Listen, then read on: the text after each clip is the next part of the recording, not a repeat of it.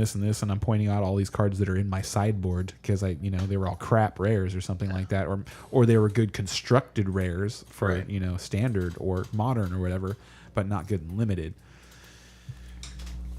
Welcome everybody to post Hey. season week 2, week 20, whatever you want to call it. 2020 twin. And we're live. What's up, everybody? Hello, hello. Playoffs. It's time. That's like the perfect quote. It is. And we'll welcome in by taking another one of my shots that I still have available. Oh, okay. So let's wipe off the Miami versus New England one. You got it. I'll mark that off for you. Johnny Walker. Playoffs? Playoffs. I like that you saved the McLaurin bets for last.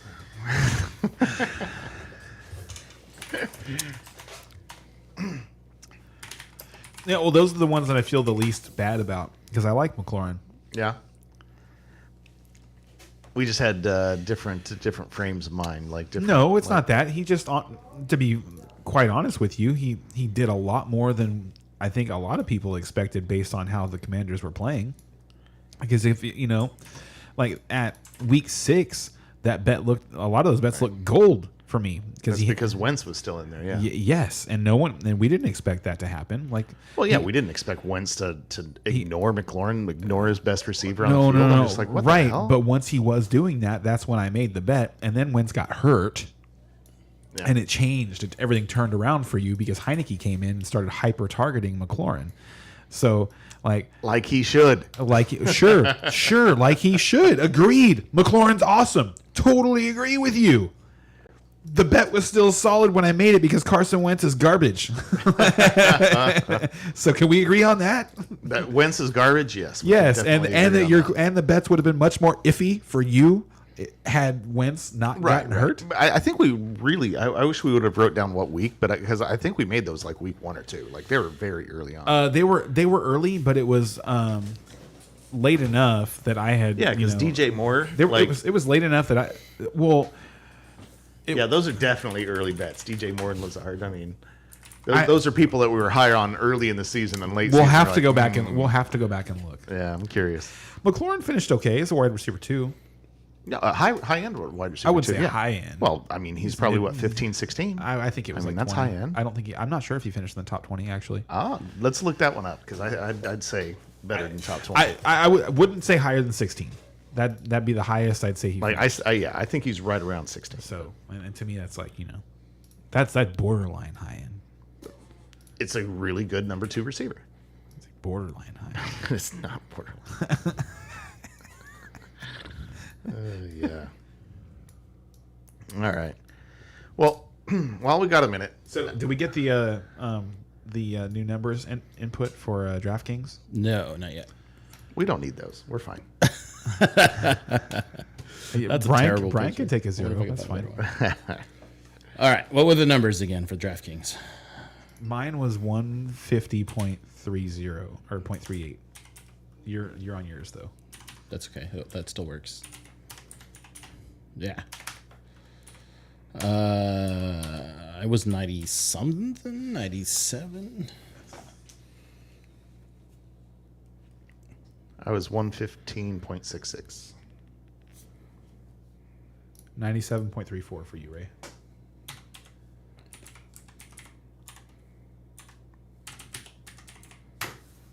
Yeah, overtook him for the season lead again. Oh, you got the points now? You did have a good week. We've been passing that back and forth for a month now. And what was last week's games result? 6-8-8? I was 6-0. Brian was 4-2, and you were 3-3. So 3-4-6, right? I heard that right. 3-4-6. I had 6. Yeah. Yeah. Okay. Well, do you want to talk about your Cowboys? What's up, Sober Money? McLaurin's number 16. 16? Yeah, called it. All right, so I called it. You called 20. I said 16. I said 15 or 16. I You said more like 20. I said I wouldn't say higher than 16. You said 20. No, I didn't. I said you did. no. At the time that you questioned it, I said I'm not sure if he finished in the top 20, and then you started looking it up. So why am I looking it up if we agreed? I don't know. I don't know. You keep doing this. You keep wanting to split hairs on McLaurin. Because I'm right. I'm more right than you. I'm this much more right than you. Oh, that's right. This shot is mine, right? From Yes, the sir. loser games. That's why it's got the Rams on it there. There you go. Yeah. And then my other shots are going to be tequila. No more scotch for me. So I had the least amount of draft or pick'ems. I lost the pick'ems last week, so pick my shot. Just grab that Kirkland one over there.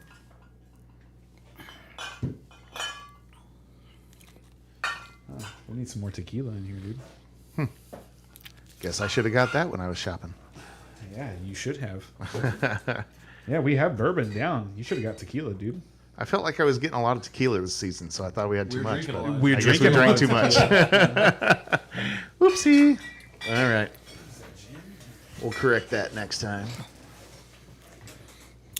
Good old mixing tequila. I don't have any tequila on the other side. No, I don't think so. No, that's a Seagram's bottle on the other side. So, Maybe down there might be. I think there's You a know, purple the bottle. interesting thing about that is we're thinking about playing a dynasty league next week, or not next week, next season. Maybe if we get a lot of interest, I'm we'll. trying to do it. I'm trying to get us in a dynasty here. Brian is apprehensive because I think it was me. that you was know more I'm going to do apprehensive it, about but I'm worried about dude, you have to have 12 set guys. I got Garrett Wilson this week. I think we want to do like a For- 5-year buy-in, so people can't just. You know what? I like that too. I'm not opposed to that. That's like, it'd be, so the one that I really like the league that I'm in right now. It's 12 man. It's $50 per person per year. There's a payout for first and second, and then a rollover, and the rollover can only be claimed by a back-to-back champion. So it's going to continue to roll over every year until somebody wins twice in a row. And right now, that rollover pot's at $350 after 1 year. Oh, this guy says he's got 300. 300. It's half the pot. It's 300. That's Wow. what it is. Yeah, I think so. I think it was $250 for first, and then $50 for second, and then the rest of it rolled over. I think I'd have to double check, but Man, that's a big rollover.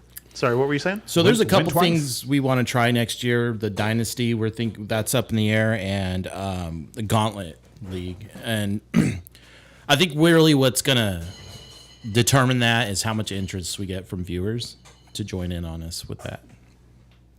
So continue to tune in. Friday's the 7 o'clock hour, and then we're going to probably pick like one Friday a month out in between seasons to get together still.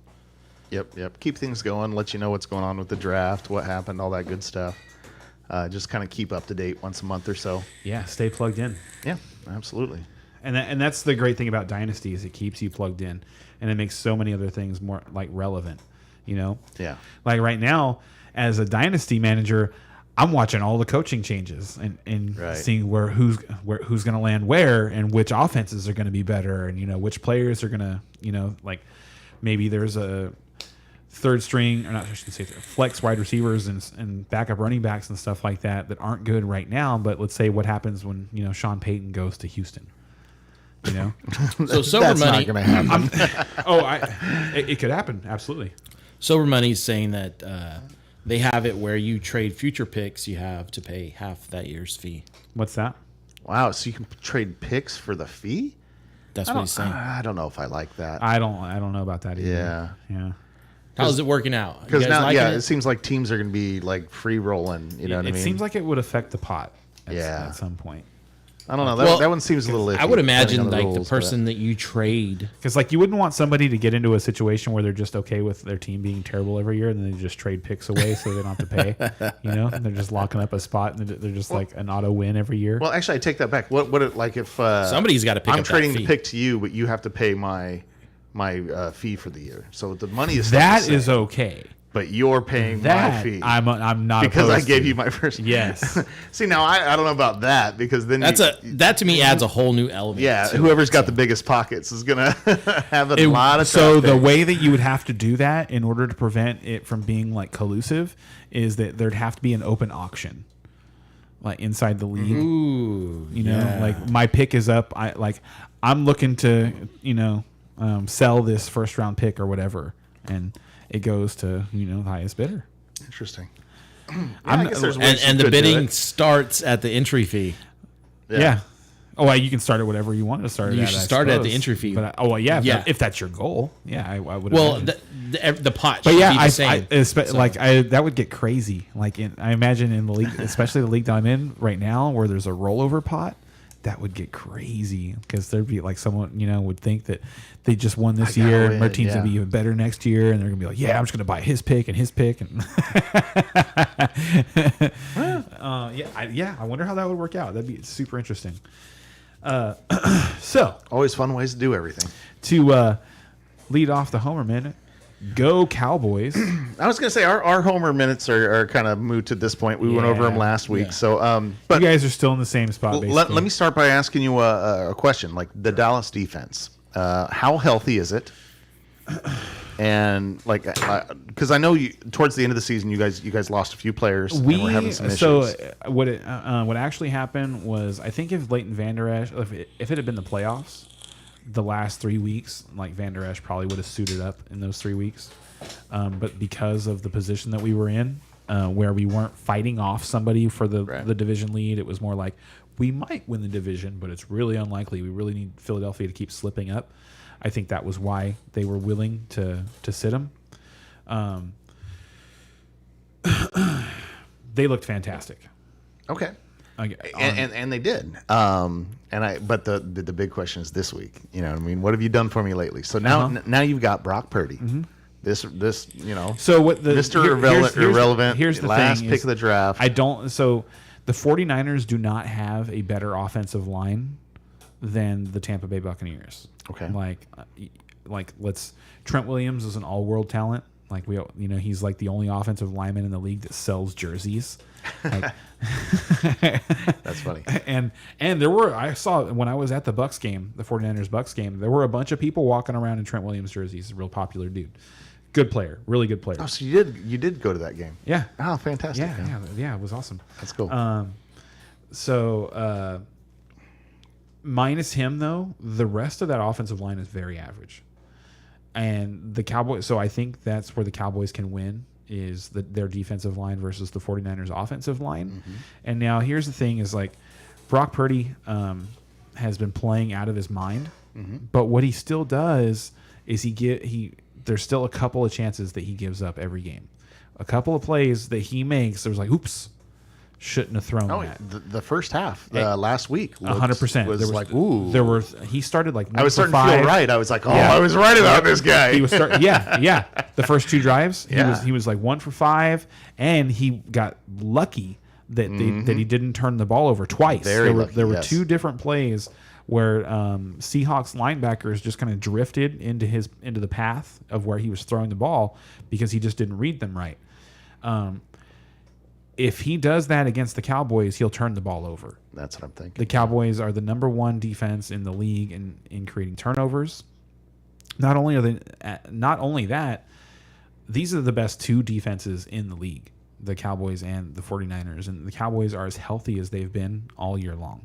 And that's that's the big question I wanted to get from you. It's like, how healthy are they right now? I haven't, the Cowboys defense isn't necessarily something I'm always paying attention to. So I'm like, okay. Isn't it interesting that that's what we're focused on? That's the big focus. It is the big focus It is the big because because that juggernaut that San 49ers, Francisco offense does have to go through Brock Purdy right now.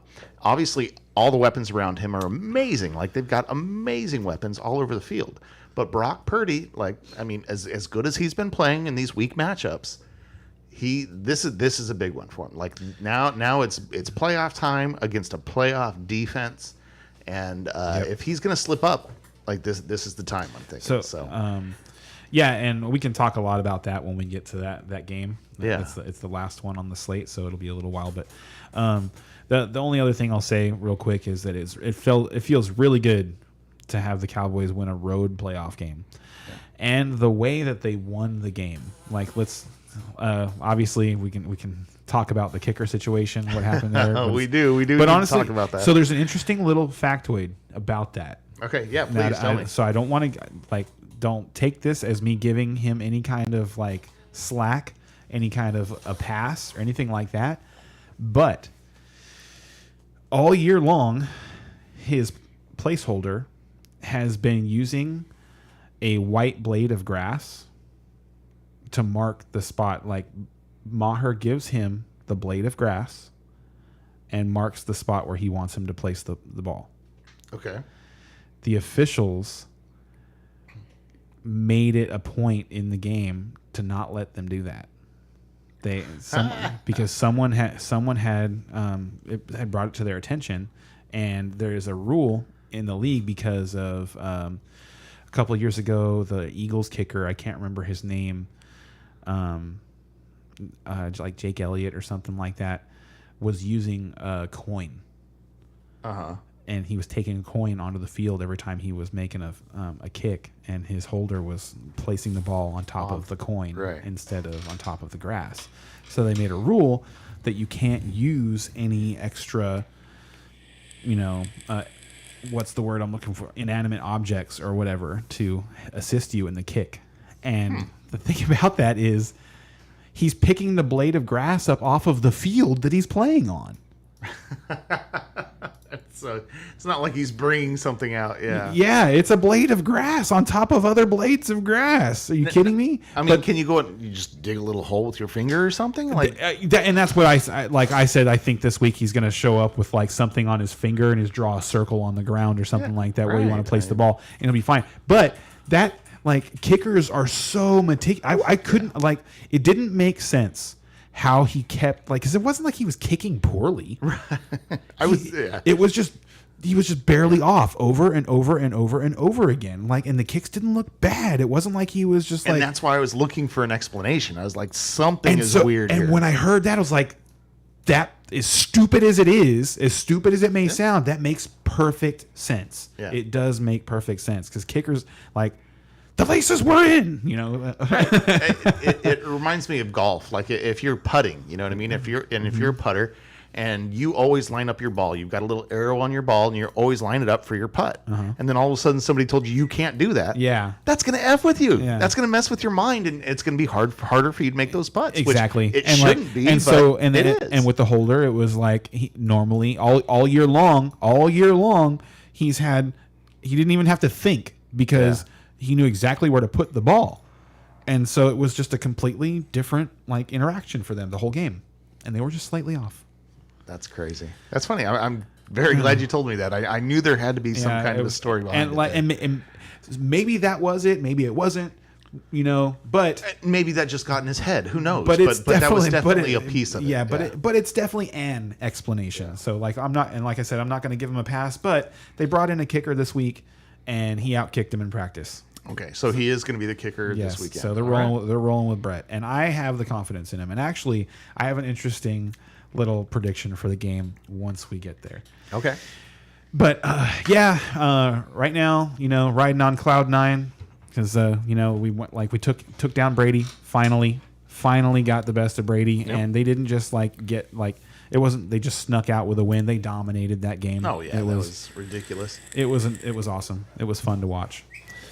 And with that, you guys ready to talk about some more playoff football? Yeah, man. Before we get into it, I'd like to see how many times the Cowboys have covered this year. Hold on real quick. Oh, how they're doing against the spread? Mm-hmm.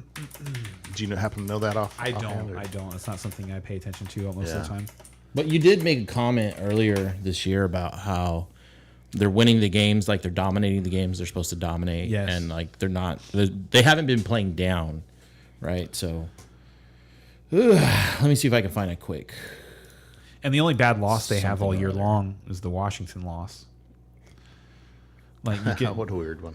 You can say maybe the the Green Bay game, but that one still Dak was still getting back into it looked like they were still having some miscommunication, and like they were still having some like early season issues because he had that big break from his broken thumb. Yeah. So the Cowboys do, it seems, if this is correct, according to ESPN.com, Cowboys have covered the spread the most, but I think this Wow. is, The most of any team this year. I think, ever. I think that was ever. Let me find something this year. I saw 13-4. Okay, you 13-4 against the spread is pretty good. They've been really good this year, and when Dak plays like he played on Monday, they're hard to beat. Well, it's funny because it seems like it's been 2 different seasons for the Cowboys. You know what I mean? I feel like it's been more than that. Right. To me, The first half of the year, it was like, oh my God, that defense is unstoppable. They're freaking amazing. Yeah. They're winning even with Cooper Rush. They don't have to do anything. You know what I mean? Because this defense is just world class. And then the second half of the season, there were some injuries. And there were some big holes in that defense. So the bigger thing isn't the injuries. The bigger thing is the fact that even though he missed 5 games, Dak Prescott managed to lead the league in interceptions. So am I reading this route? Am I reading this right? Against the spread was -2.5 for the Bucks, and it was 31-14. Yeah. Okay. Yeah. So obviously you don't cover the spread if you lose. Yeah, not if you're favored to win. I guess you could still. Yeah, I guess you could still cover the spread. Yeah, I didn't even think about that. But 14 points it looks like against the Tennessee Titans, and they scored exactly 14 points over. So it looks like Covering that spread is impressive. Like when you have a 2 touchdown spread, anytime you cover a 2 touchdown spread, that's a good job. this isn't as detailed as I'd like it to be, and I don't want to math it out right now. So Let's We can talk move about on. Chiefs and Jags. Yeah. yeah, let's do it. Yeah. Well, and speaking of near 2 touchdown spreads, do you happen to have the line on it? I think it was 9.5. So- If this last I thing is saw. if this thing is 10 or more, I'm taking the Jags to cover. So Jacksonville versus the Chiefs. You got a +9 spread on the Jags, Okay, over under of 53, +370 if you're betting on the Jags, and -460 if you're betting on the Chiefs. I think the Jags will cover that. I do. I don't like the Chiefs are that. So here's the thing about the Chiefs that I don't like. That's the reason I can't pick them to go to the Super Bowl Yeah, I know what you're going to say, but I want to hear it. is they just don't run away from Yeah. anybody.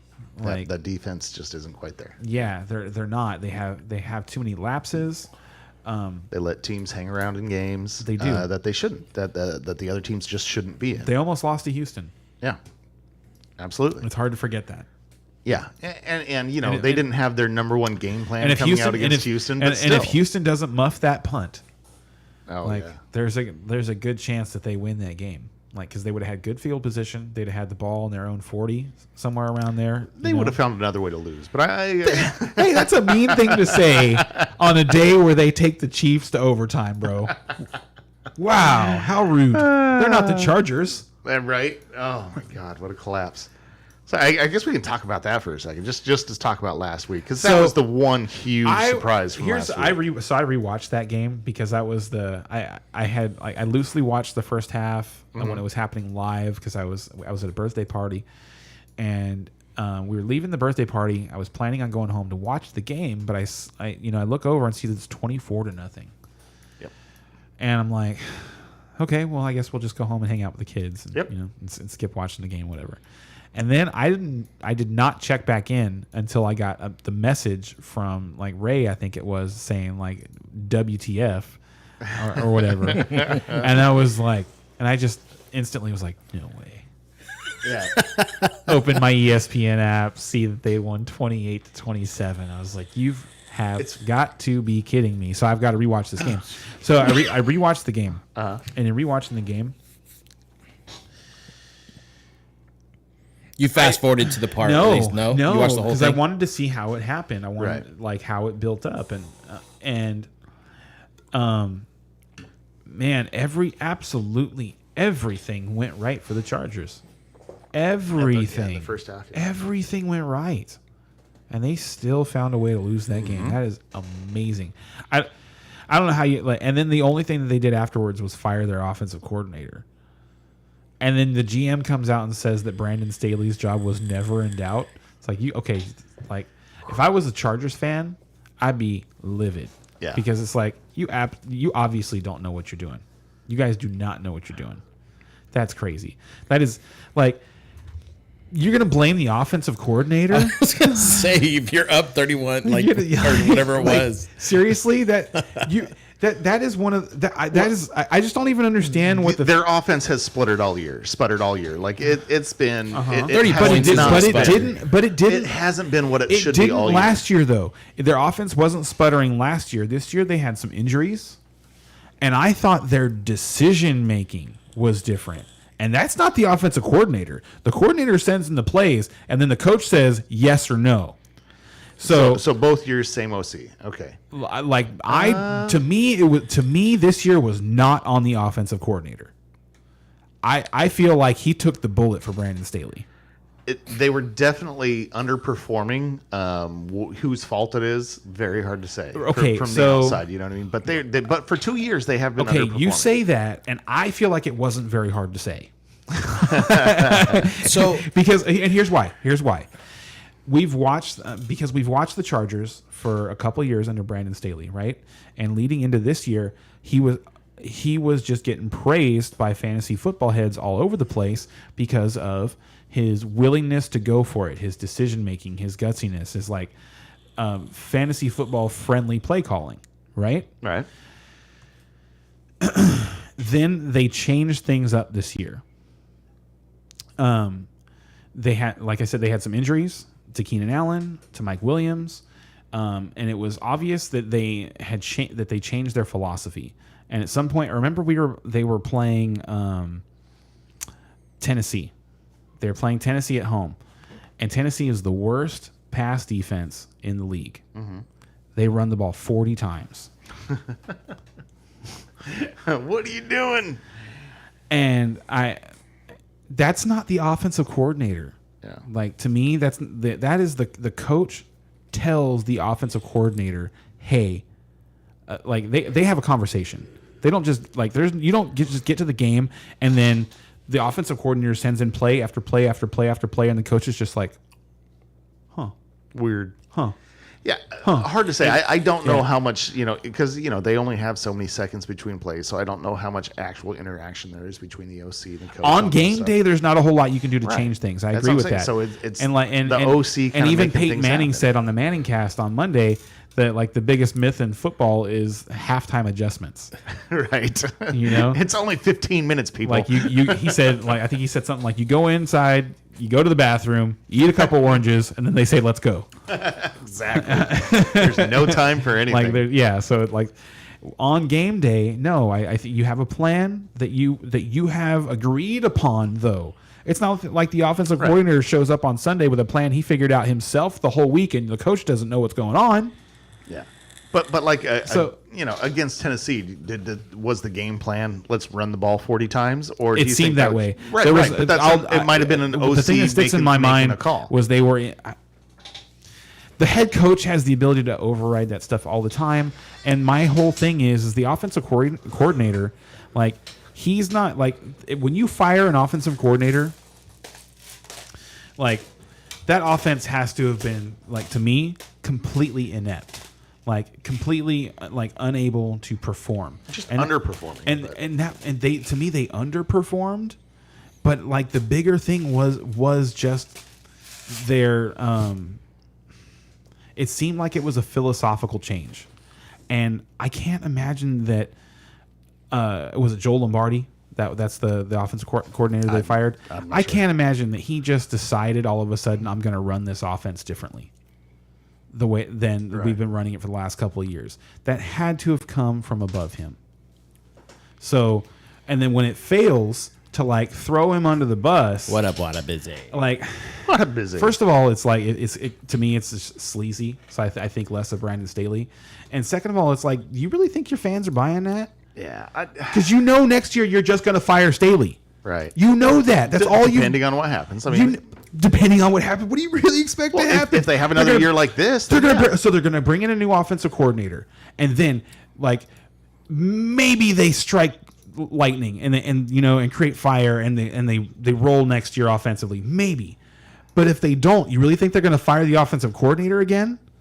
No, they're going to say, well, he had a new offensive coordinator, so it takes time to get acclimated to the system and blah, blah, blah, blah, blah, blah, blah. But Brandon Staley's been here for 4 years, and he's made this decision and this decision and this decision, and they're going to fire him next year. Yeah, if So they all don't, you- if they don't so take a to step, me, if all they you- don't win a playoff game next To year, me, you're right. all you did was kick the can down the road a year, and Sean Payton won't be available next year. For how many draft picks? Like One probably. A first rounder. round Where do you draft think pick, Sean man. Payton's I going? don't know. I would like with that roster. Absolutely, I would give up a first round draft pick to get Sean Payton in the building. You're kidding? Yeah, I you got to be just- kidding me, right? I'm not sure Sean Payton's worth that. I don't know. If John You- Gruden, you gotta convince If John Gruden was, He wasn't he won a Super Bowl.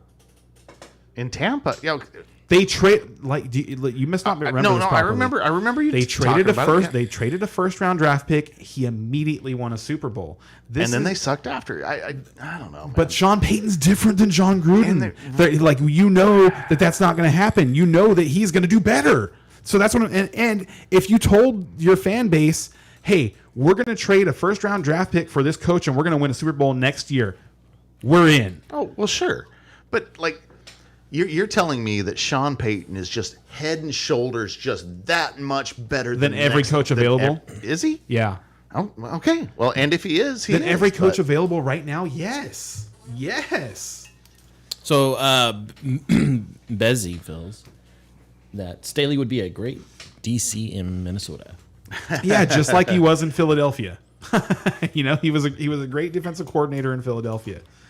To me, what happened was he got gun shy, and right now he's just trying to hold on to his job. That's that, and I was and that's how the season ended, and I was surprised that he held on to his job. Quick question: Disappointed for Chargers. fans. Chargers, did they have how many turnovers did they have? In that game?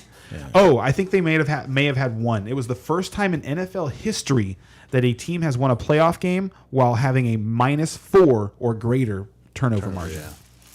Crazy.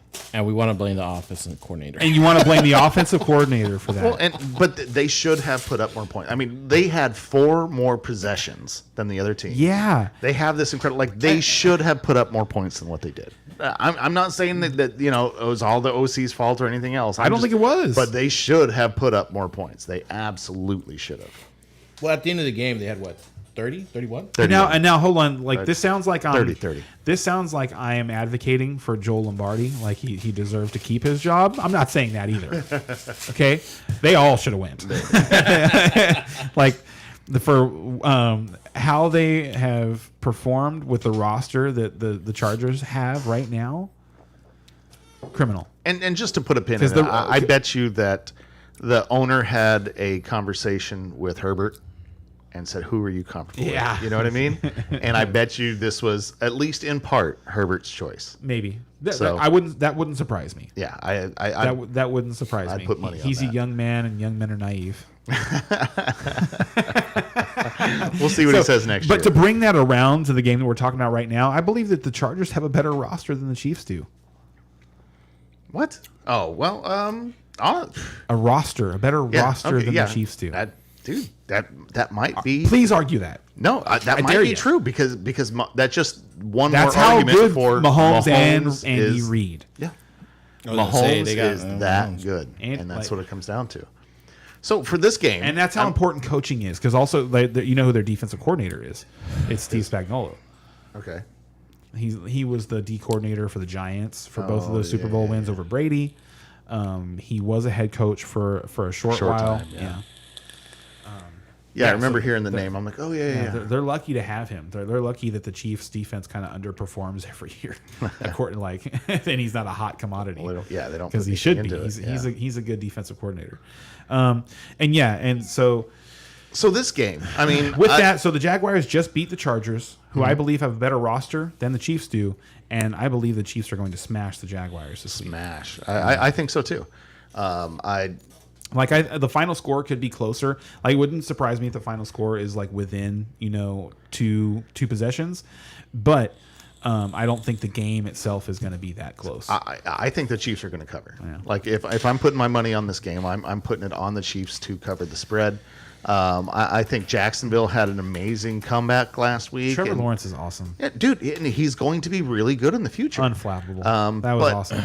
Well, because he could have easily like sank into his feelings and stuff about the way the stuff was going. Because it wasn't. There were some just unlucky plays. He just had some good know? halftime adjustments. Yeah.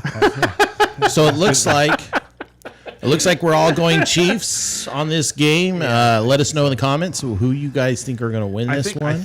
No, I think there are some ways that the Jags can win. And yes, we're all going Chiefs. I think that's that. But just to say, I think this could be a really good game. I think this is going to be a good fantasy game if you're putting some fantasy stuff on the line here. Like I said, Kansas City, that defense isn't great.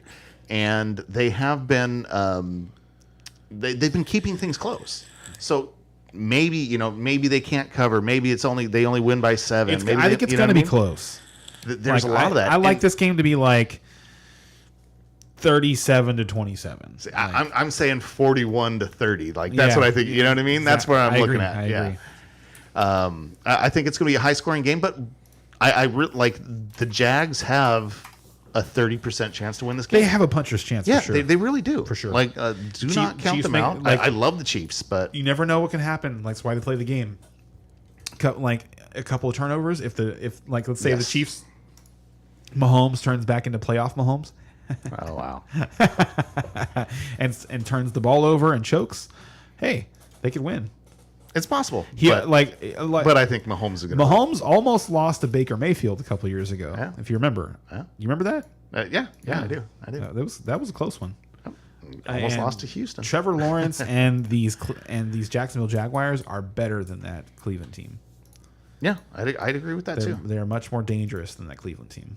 Yeah, but they're going to lose. Oh All right, yeah, so- I agree. I agree, but I kind of want to root for them. You know, And it's still going to be a really fun when game I'm to watch. watching. I want to watch I'm this picking game. the Chiefs, but I'm going to watch this game rooting for the Jaguars. You know what I mean? Like That's funny. they're fun. They're a fun team to watch. Just like that last game we're going to pick too, huh? You're going to pick one side and root for the other? No, I probably won't. We'll get there. All right, so game number 2. What do we got there, Ray? So game number 2, Giants at the Eagles. Giants are plus 7.5. The over under is 48. If you're betting on the Giants, plus 290 is the money line. Minus 350 if you're betting on the Eagles. Okay. And so basically the two bad games are on Saturday. Like these are the two games. The Eagles should roll agreed. and Kansas City should roll.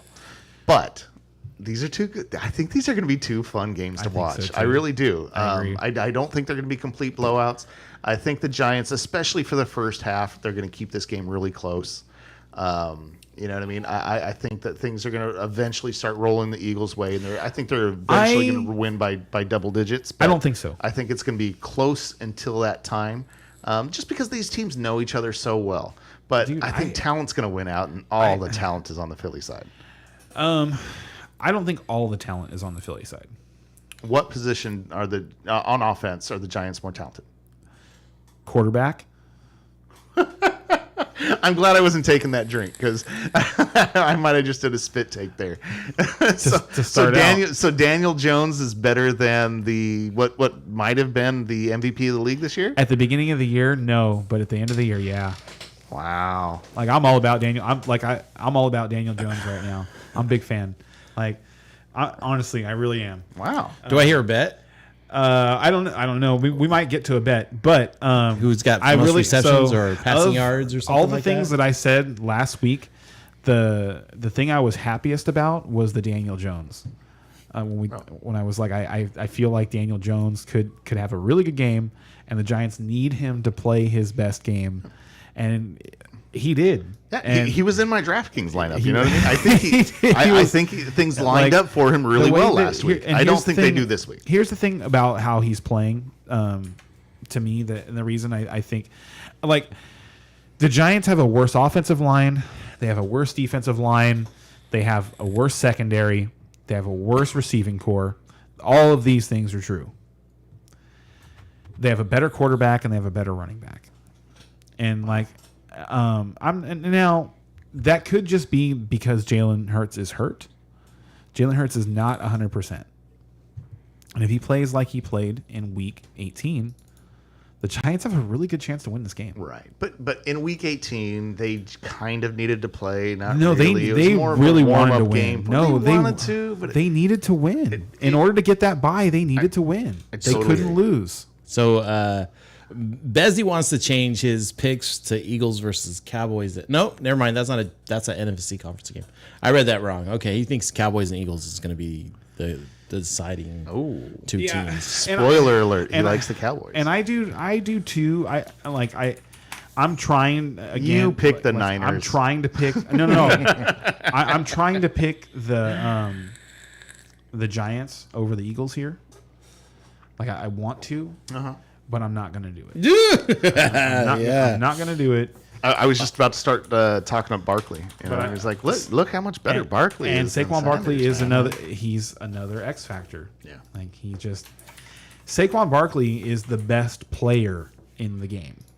So like that's the thing is the Eagles are better He probably is the best in all offensive weapon in the game. these different areas, but the actual best player in the game plays for the Giants because it's Saquon Barkley. And after him, it might be Thibodeau. Like I don't know if you watched him play, but that defensive end that they picked up this Yeah. year, oh man, he's something else. He's really good. Yeah, no, and we're talking offensive players. And but honestly, their their defensive line isn't as deep as the Eagles' defensive line, but their starting defensive line matches up favorably, I think, against the Eagles' offensive line because they've been a little beat up towards the end of the year. So what's the spread on this game? Probably like 10, 11 points. It's got to be the biggest spread of the week, right? The Giants and Eagles 7.5. No, yeah, 7.5. That's Yeah, low. so The biggest Jacksonville one one's is bigger. Chiefs and Jags. Yeah. That's the biggest spread. That's low. See? Yeah, no, and like I said, it's a divisional game, and I think that makes a huge And difference the here. Giants are pissed off. And you look at the two games last week that were supposed to be blowouts; they were divisional games, and look how close they were. Well, the 49ers game was not close. Oh, I was talking the other two. I was talking. Oh, you're talking about there was 3 division games last week. Right. I was Buffalo, Miami, and Baltimore and Cincinnati. It was funny because Like, those should have been So there was. blowouts. I got to bring this up real quick because like fantasy heads are funny to me sometimes. They're someone posed the question which concerned you, which playoff performance concerned you more, the Buffalo performance against Miami or the Cincinnati performance against Baltimore, and they gave Cincinnati a pass because it was a divisional game.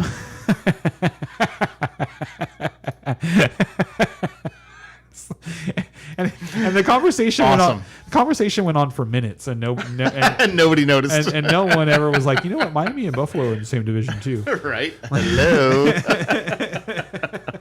Sillies. Yeah, but no, the AFC. But the actual good argument is that the AFC North teams play each other very, very tough. They always do, and the NFC East is also like that. The NFC East and the AFC North are very similar that way, where when divisional opponents get together, you really can throw out the record. You don't know what's going to happen because the teams hate each other and they know each other really well, and they just play tough football. Yep. Yeah, there's more X factors involved because they know each other so well. Yes, Yeah. agreed. And so, like, if we're throwing out like X factors in this game, like, and that's where the Eagles win. Yes. To me, is like, because I don't think that Jalen Hurts is going to dramatically outplay Daniel Jones in this game. I don't think that's going to happen. I think that Eagles defense is going to be a bit of a surprise for Daniel Jones. I think he's going to come down to think earth. so, I man. don't think he's going to be awful. I don't think he's going to be last year Daniel Jones or He's 2 been years really ago Daniel good. Jones. He's been really but solid with the football. Like, I've been impressed. he'll with be how, decent, but I don't think he's going to be good enough to win. I think He's he'll gonna play be- a tight game. I think the reason the Eagles are going to win this game is because I don't think the Giants can cover Dallas Goedert. Okay. Like TJ Hawkinson just fucking blew the doors off of them Yeah, he in did. two games. Like, they could not stop him. I love TJ so much for next year. Yeah, me too. I agree. But Dallas Goedert might be a better football player. Well, the funny thing on my dynasty team, I now have Hawkinson and Goddard, That's a good spot to be in. and I'm just like, what do I do? Sell Which one Goddard? do I trade away? And, Actually, and the answer well, is going to be whoever I can get the most for. Hawkinson probably. Yeah. So Yeah. Especially right now that fire's got Yeah, to be so I'm hot for definitely Hawkinson. gonna be doing it Like, during the I'd be trying to sell off-season, him right yeah. now. Yeah. So you got? Are you going Eagles? Yes. I think we're all picking the Eagles. Oh, I thought you said you were going. I Giants. want to He- pick he the was Giants. trying I to, want to, but that would just be me, like, wanting the Cowboys to have rooting with his heart. Yeah. wanting the Cowboys to have a home NFC Championship game, because it's possible. It is still possible. It is possible. that the Cowboys host the NFC Championship game. All right, moving on to the Sunday games, which are The the good games. two exciting games. Like, games. oh my goodness, let's The go. Let's Let's go. go. Games to pick of the year. So we got Bengals at the Bills. Honestly, these are Super Bowls. Like, Yes. right, these two games to me, like, these are Super Bowl. These are caliber 4 games. Super Bowl caliber teams. Yeah. Well, yeah. It's Bengals are plus 5.5. The over under is 48.5. You're betting on the money line. Plus 205 on the Bengals. Minus 245 for the Bills. Seriously, you could eliminate the 4 teams from Saturday, and we could just talk about these 4 teams and any of the, like, if we were on Championship Sunday, and any of the combinations of the Super Bowl would just be awesome. Yeah, Any of them. yeah. And honestly, you throw the Chiefs and the Eagles into that mix of that 6 teams, and you're just like, wow, this is fun. Like, But you don't have to throw the You can Chiefs play and Eagles in a there. season with those 6 teams and just be like having fun, because that's some good football right there. Yes, they're very, very good. All going right, Bills. so Buffalo Bengals. I'm going Bills. So to go I- back to that question that I made fun of, Which one? about the guys not knowing about the division Oh, rivals. right. The Bills actually, their performance worried me a lot more, because they were playing against a third string quarterback, and their defense actually played well in the game. Josh Allen was the problem. Yep. Josh Allen turning the ball over was the problem. Is it going to be a problem 2 weeks in a row? And I said that it's been a problem several weeks. He led the league in turnovers. Dak led the league in interceptions, but Josh Allen led the league in turnovers. Well, okay. I know he's in the top, but I didn't think he was, It was actually the 21 actual total leader. turnovers or Okay. something like that. And Joe Burrow is not going to do that. Joe Burrow is not going to turn the ball Maybe. over like that. He's just going to keep getting sacked. Well, here's the thing: is that exactly because Cincinnati has lost 2 of their starting linemen in the last 2 weeks, and so Buffalo is going to be all over his ass. He's going to have very little time to throw. So and that's what Burrow did last year. So I mean, I will say that that was Burrow of last year. Buffalo is hurting in the secondary. Okay. They've had See safety ya. problems all year long. See ya. They're really thin. I guess they are missing a safety. They're really thin. I'm not talking.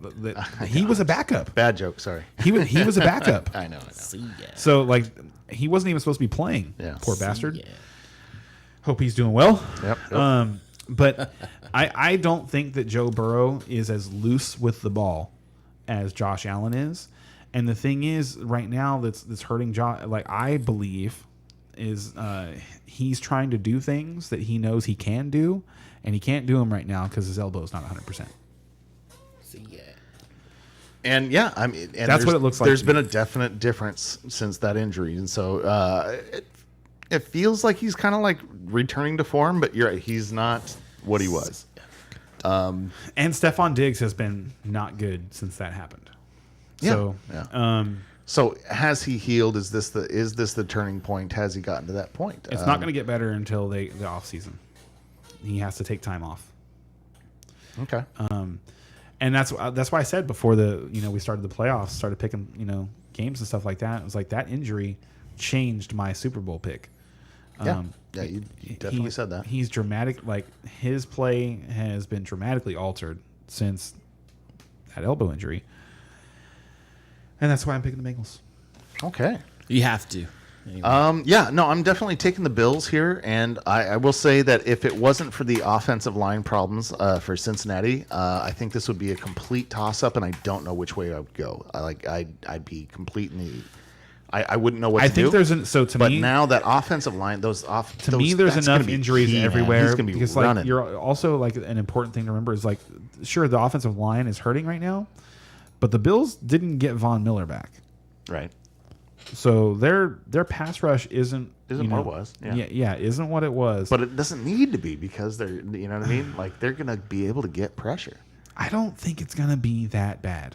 And Joe Burrow won multiple playoff games last year No, while getting sacked 7+ times. No, and that part I do agree with. So That, I don't- I brought that point up earlier. Is like he did this last year, so I am kind of iffy on that. That to me, it's just this game, playoff games like this. It's beautiful. You know, it's the quarterbacks. It's about the quarterbacks. It's about which one of them is going to play better. And I just believe right now that Joe Burrow is going to outplay Josh Allen. So we got a comment from, I think, a first-time viewer, Off-Grid. Welcome. Pheno Hunt, thinking the Hey. Bills, or most are thinking Bills, but he thinks the Bengals are going to win. I do too. Looks like that Ken's going Bengals. Me and Brian are going to go Bills. Let us know in the comments. And I'm going to take another one of my shots right now. All right. Let's wipe off that Lazard shot. You got it. And let us know in the comments who you think is going to win. Bezzy feels that Cincy had a worse O-line last year, and they still made it into the Super Bowl. So he's taking Cincy. He's with Ken on this one. Yeah, that was a fluky run last year. Fluky run's not going to happen again.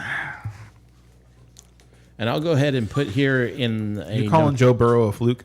I'm going to put a No, I'm- notation here that Off-Grid is going Cincy.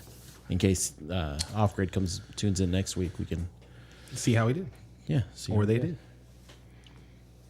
All right. So next up, the last game, Cowboys at 49ers. Cowboys are +4. The over-under at 46. If you're betting the money line on the Cowboys, +165. On the Niners, -195. Playoff football doesn't get any better than this. Yes, this is the game. Like Cowboys versus 49ers is as classic as it gets. And to have that as the last game, and as probably the closest game, I think. To me, this is the hardest game to pick out of the bunch. To me, the winner, to me, the winner of this game wins the Super Bowl. See, I'm not going to go that far. I think the AFC is the class here. I but- don't think so. Yeah, I do. I don't know why you like the AFC. So the only reason to think that is because the AFC has Josh Allen, Joe Burrow, and Patrick Mahomes. The better teams are in the NFC. The more complete teams, you just remove the heads of the teams, remove the quarterbacks from the conversations, and you just compare the meat and potatoes of each team. The Cowboys, the Eagles, and the 49ers are the three best teams. But quarterbacks matter. Quarterbacks do matter. They do matter. They do matter. Matter a lot. Yes, they do. But they don't. But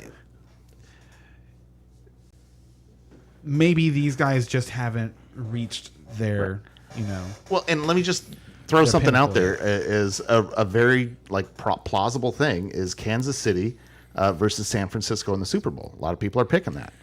rematch. You actually have the exact opposites in those two teams. Whereas you have Brock Purdy, the last pick in the draft as the quarterback with Joe Burrow, the first pick in the amazing draft. weapons all around, like the best weapons in the league around him. And then on the other side, Joe Burrow you've has got- some terrible weapons. You've got the best quarterback in the league with, pretty Don't- go ahead. suspect weapons, except Really? for Kelsey. Really? We keep going over this, and I just don't know how you argue with me on this one. Like, Kelsey is Kelsey. I agree there. But past Kelsey, he's got nothing. Yeah, I just caught a buzz. I'm feeling good right now. Give him another shot, folks. Maybe a little bit later. Keep holding on to it. I have some Strongbow in there, which is one of the drinks of Patrick Stewart. So if you guys, I don't know if you've ever That's had awesome. Strongbow. I have not. I don't think. There's exactly 3 in there. Cool. Oh, might try that. out. Yeah, it's the gold bottle. It's a gold So- bottle. Okay. I think the turn. This is the game where the turnover battle is going to matter the most. Okay. And so whichever quarterback turns the ball over more in this game is going to lose. Well, and that's got to worry you since Dak's been turning the ball over pretty He regularly. has been, and this is a beautiful time to bring up one of my favorite plays from the game last Monday. Was a play, I believe it was 2nd and 10. They were at about midfield. Dak drops back. His first read's not there. His second read's not there. And rather than dance around in the pocket and throw the ball somewhere, which he's been doing way too much over the last several weeks, he stepped up and ran the ball and took a 2-yard gain. And when he did that, I looked over at my girlfriend and I said, we're not going to lose this game. Right.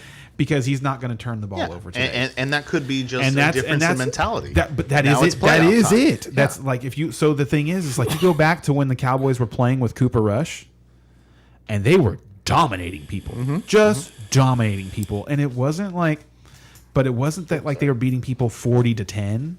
They were beating them 24-10. But It's it just seemed like it was 40-10 because of that defense. and because the offense wasn't turning the ball over. So that was the thing is like every time like you weren't seeing highlights of defenses taking the ball away from the Cowboys and then where it's okay, obviously short field, and the next highlight is they scored a touchdown. It wasn't happening at all. Then Dak took over and a lot of that started to happen because Dak was more what's the word? He was more careless with the football. I was like, more better? Hey, Dak is a better player. Dak is a better player, but he was more careless with the football, and Yes. therefore we played worse football.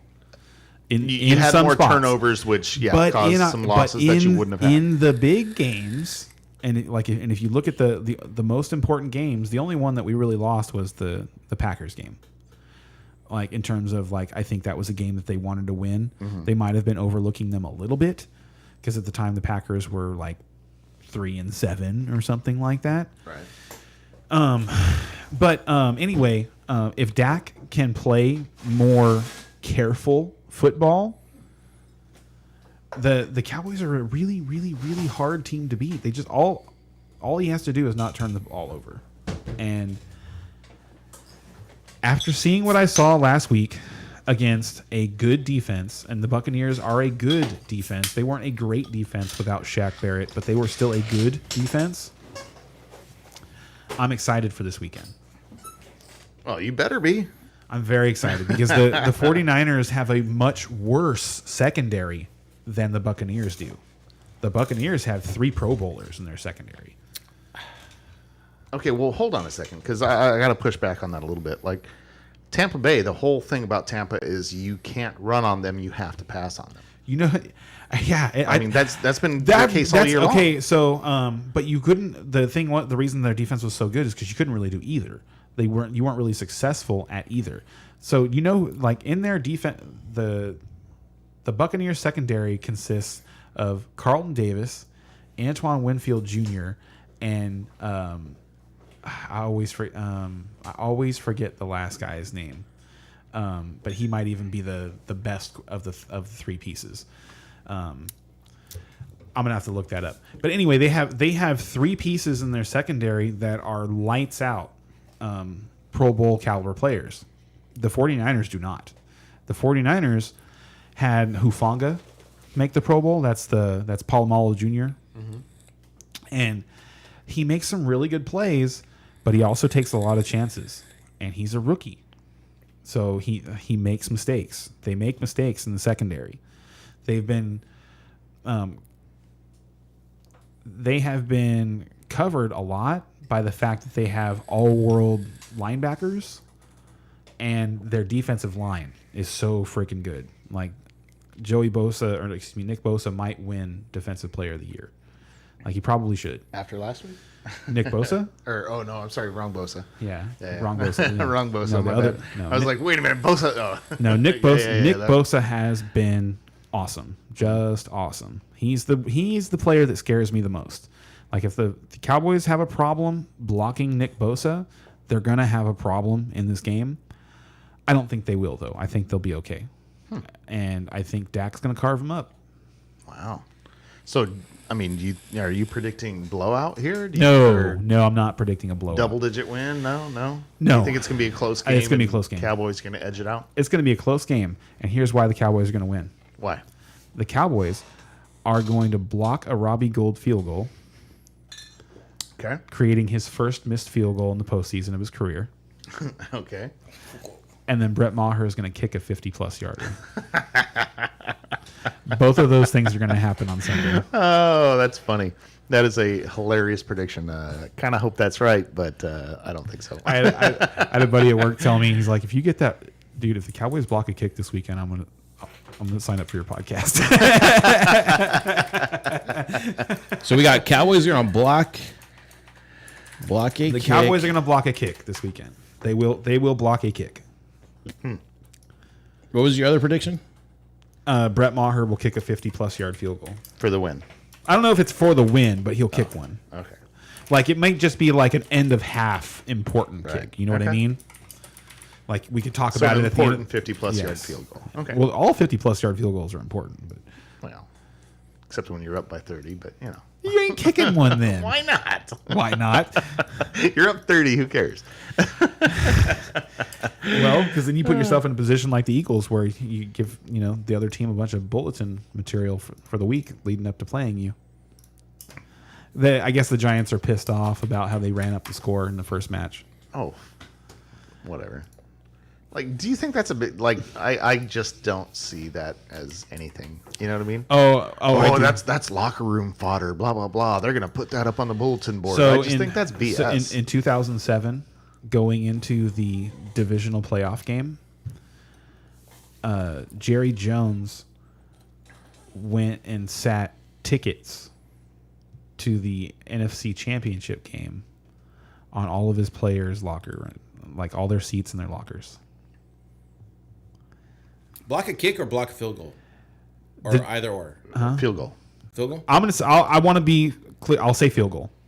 Like, I will claim credit if it's only a punt, but I'm gonna say field goal because I want Robbie Gould to miss his first field goal against the Cowboys. Yeah. Anyway, Jerry Jones put these tickets for the NFC Championship game, so obviously assume like this is like, hey, you're gonna win today, and the Giants found out about it before the game started. And the reason I'm telling you this is because this is from the mouth of this was from like Strahan or somebody like that. It fired them up. That's crazy. Now, I've played football. Obviously, when I heard this, I was no big pissed. level or anything like that. Just in high school, and I remember my coach using. It's an emotional some locker game, rooms. dude. I'm not saying it all works. Maybe I'm not saying it all works, Yeah. and everybody is different. What triggers you emotionally is like person to person is different. But like when going into a battle, like you just don't give your opponent any extra anything. Yeah, and I get that, but I don't know if that is, in my opinion. But you know what I'm saying? I'm just like, Because I just the bulletin board stuff. I don't know. I don't see that. That's you. Yeah, no, I agree. That's and you. maybe that's just a thing And for there's me that I'm plenty of not that stuff emotional when it comes to that think stuff. Think about it like this for 1 second. It's like, have you never seen anybody get pissed off about something where you were just like, why is that guy even mad? Well, sure. I mean, Sure. Where you couldn't understand why he was upset about something. I think this is just one of those things. Like, it's just another mindset. It's like that's why we don't play professional football, because we don't get fired up over stuff like that. We don't hear things like that and go, I need to throw that guy through the fucking wall. but that's the thing. The games that I play, that you know what I mean. I prefer to have a mad opponent. You know what I mean. People that are mad or not in football. emotional, angry. Not in football. But they make poor decisions. Sometimes, but in football, it's like football is not. Maybe you can make up for it with aggression. Okay, but in football, the only person I believe you can make mad and actually bring down their performance is the fucking quarterback. Anybody else you piss off, God help you. I don't know. I mean, that's saying that football is very. I mean, obviously it's a hugely physical game, but you're taking away some of the cerebral parts of the game to me. It's not that cerebral, dude. No, You you don't have those You really think decisions, that, those key moments, those the key quarterback decisions, does. The quarterback does.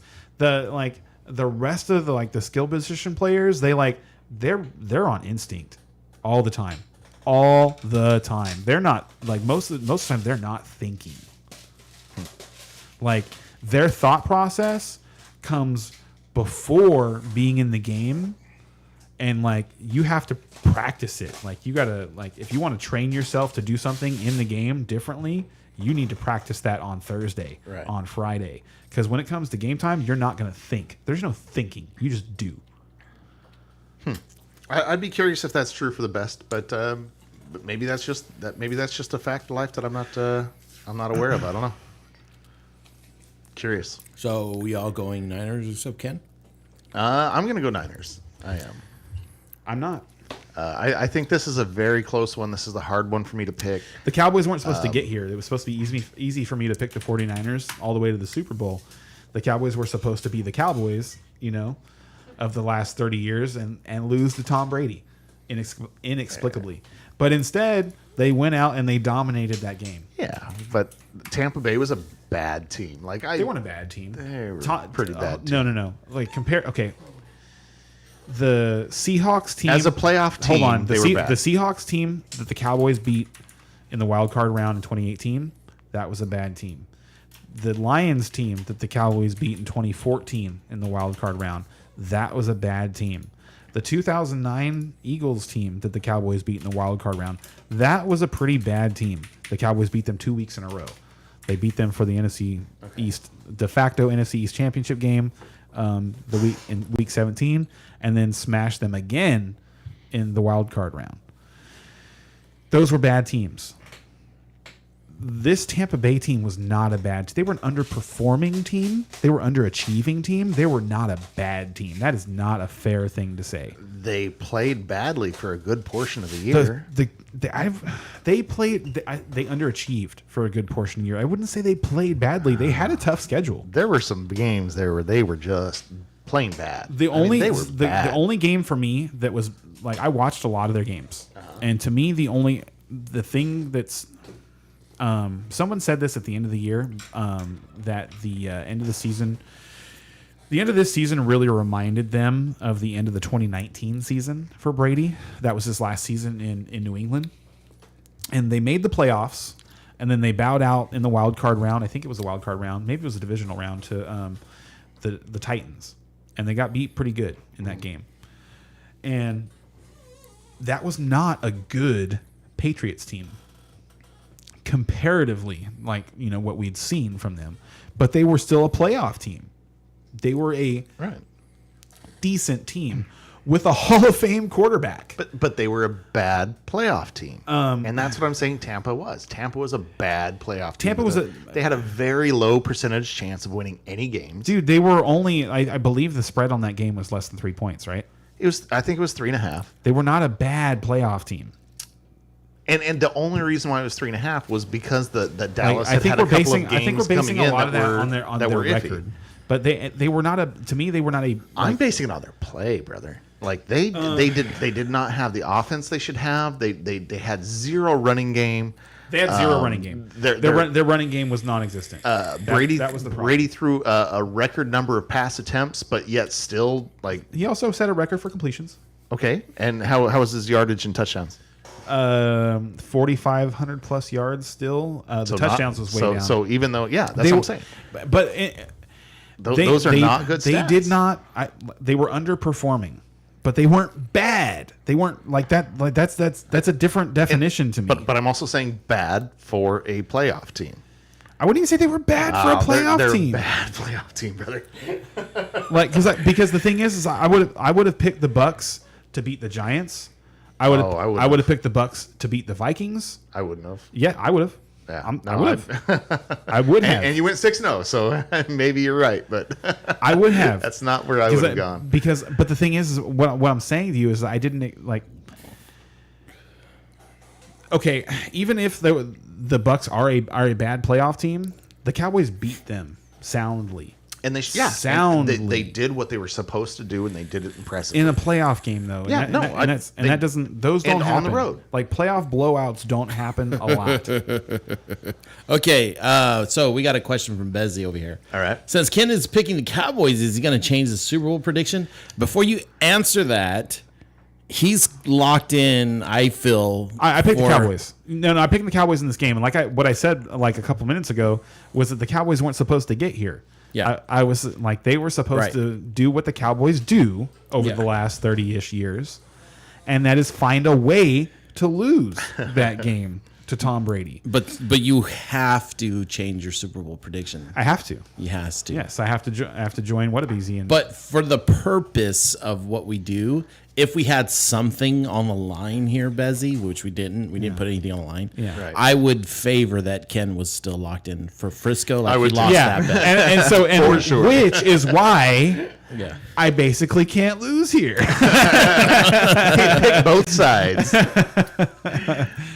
Genius. because if I pick, I'm picking my boys, Yep. and I can win this week. And if they lose, my Super Bowl team's still alive. So we'll put an Genius. asterisk next Yeah. to his name. Genius. So you're thinking Cowboys now. You're thinking Cowboys Bengals. Huh? You're thinking Cowboys Bengals now. Well, I'm riding my guys. Like after the way that they Okay. played last week, yeah, they would have to. It would be a huge disappointment for them to lose this game. So It we'll would. we'll put an asterisk Because next to- I feel confident that Dak Prescott is going to outplay Brock Purdy. You better hope. If he doesn't, you guys are done. Yeah, you're right. Absolutely. But this team, it just like the Cowboys now. They just feel a little different. The team feels different. Last week There's- definitely felt different. like, there's- if they've there's got just a that Cowboy different team vibe. coming out, that Yeah. you're right. And immediately after the game, Micah Parsons is just like fuck what you're talking about. Let's go to let's get to Sunday. And Like, Brock he can't wait to. I cannot wait to see what he's gonna do tomorrow. And Brock Purdy hasn't faced anybody like Parsons Nope. before. You know what I Parsons mean? and Lawrence on the other side, and like the Cowboys have some dudes. Yeah, I agree. Like this is a tough the game for way me to that the pick because 40 at so- the beginning I predicted that Purdy was going to run into a playoff defense that he was just going to have issues with and not be able This to is deal the with. one. And Yeah. I had this very well could be. This is the one because Dan Quinn. So here's the thing, and we can talk about this for a little bit. Dan Quinn is the defensive coordinator for the Cowboys. Him and Kyle Shanahan both worked together for the Atlanta Falcons. He was the head coach, and Shanahan was his offensive coordinator. He knows him really well. I believe that there are going to be a couple of times where the Cowboys confuse Brock Purdy defensively. And it'll just be a matter of whether or not they take advantage and take the ball away when their opportunities come. And I think they will. So should we move on to DraftKings? We should, but I'll be right back. I'm going to use the restroom. Okay, yeah, we can get it started off here.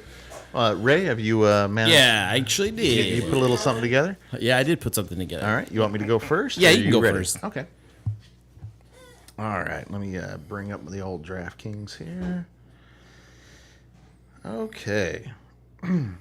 Now, I want to start off by saying that if you're going cash lineups with 4 teams, there's just high variances. It's going to be tough. I mean, basically what we're doing is setting cash lineups because we're just playing against each other here.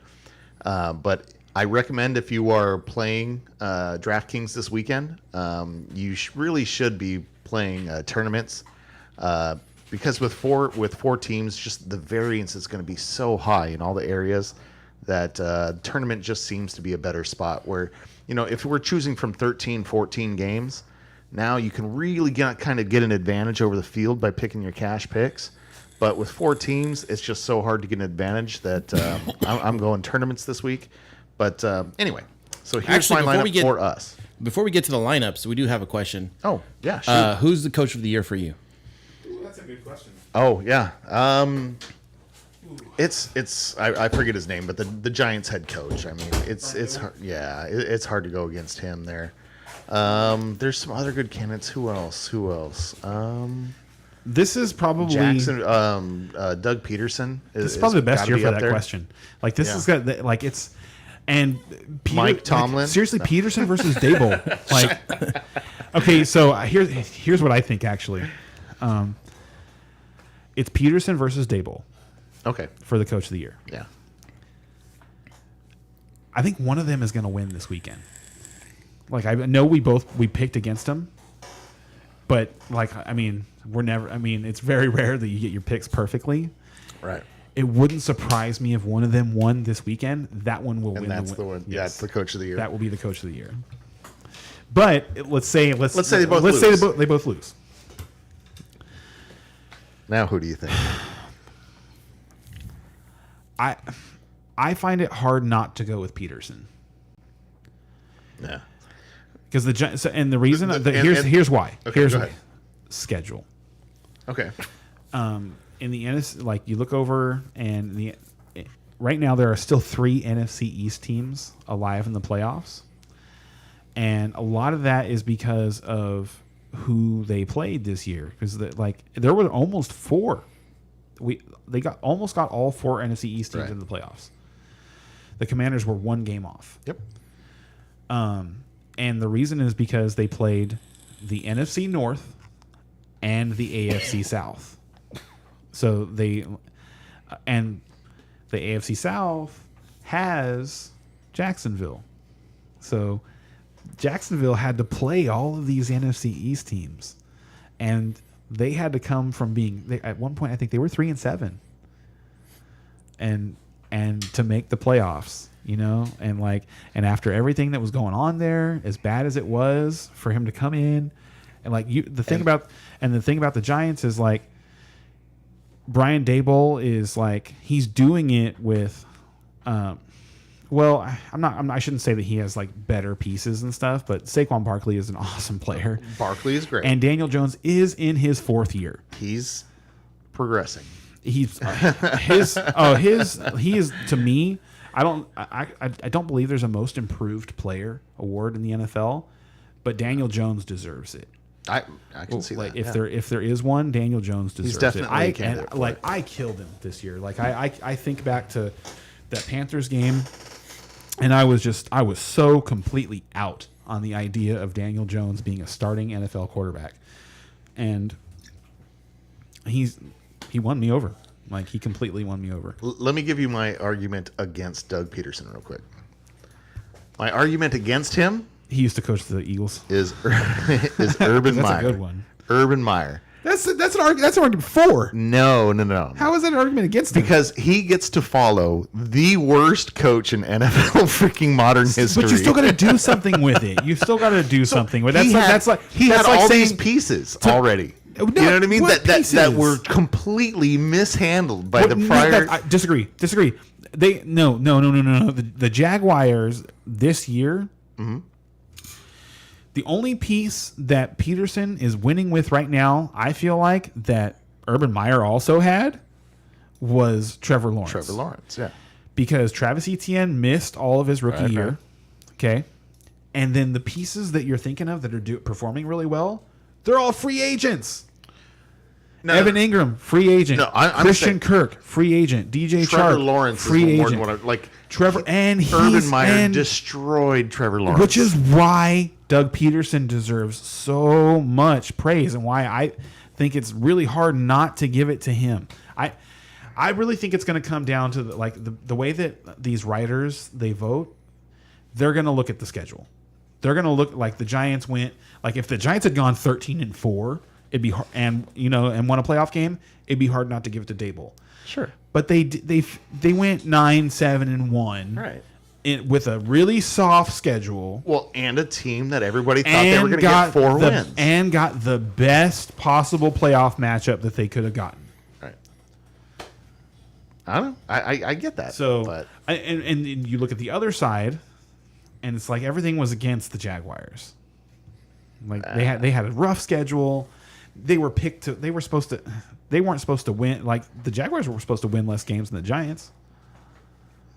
I don't remember at the beginning of the year. Was it? Yeah. I mean, they were within 1 game of each other. Oh yeah, so, they were close. I mean, but they the were both like 5 or 6 but wins. the Jaguars were expected to win less. Okay. So, right, that's a great question, and that would be my pick. Yep, My pick. okay. My pick right now will be Doug Peterson. And mine would be the Giants head coach. And I got to say that I think your take at the beginning that whoever wins this week, if one of them wins, that's the winner. And I completely agree with that. So, cool. Good question. Great question. Moving on to DraftKings. Oh, that's right. We were setting that up. Okay. All right. So I kind of set up what we're talking about a little bit here. And, okay, here's my lineup. Patrick Mahomes, to me, is the quarterback that you want this weekend. Now, I mean, look at all the quality quarterbacks out there. So, I mean, that's tough to say. And you are paying up for Patrick Mahomes. But here's something about Pat is that he's going to spread that ball around, and there's going to be touchdowns and stuff going everywhere. And so I think he's going to be valuable to have as a piece. And then maybe with, Kelsey, spoiler alert, I have Kelsey as well, but Kelsey to go with him. But other than that, I don't think you need a lot of pieces of this offense. I think that it's all going to go through Patrick Mahomes, and that everything else is going to get kind of spread out. So I've got Mahomes to Kelsey, which is a very expensive stack. So I had to save up on some other positions here. So running back, we went with ETN. I think that if Jacksonville keeps the game close at all, I think that ETN is going to be a huge part of that.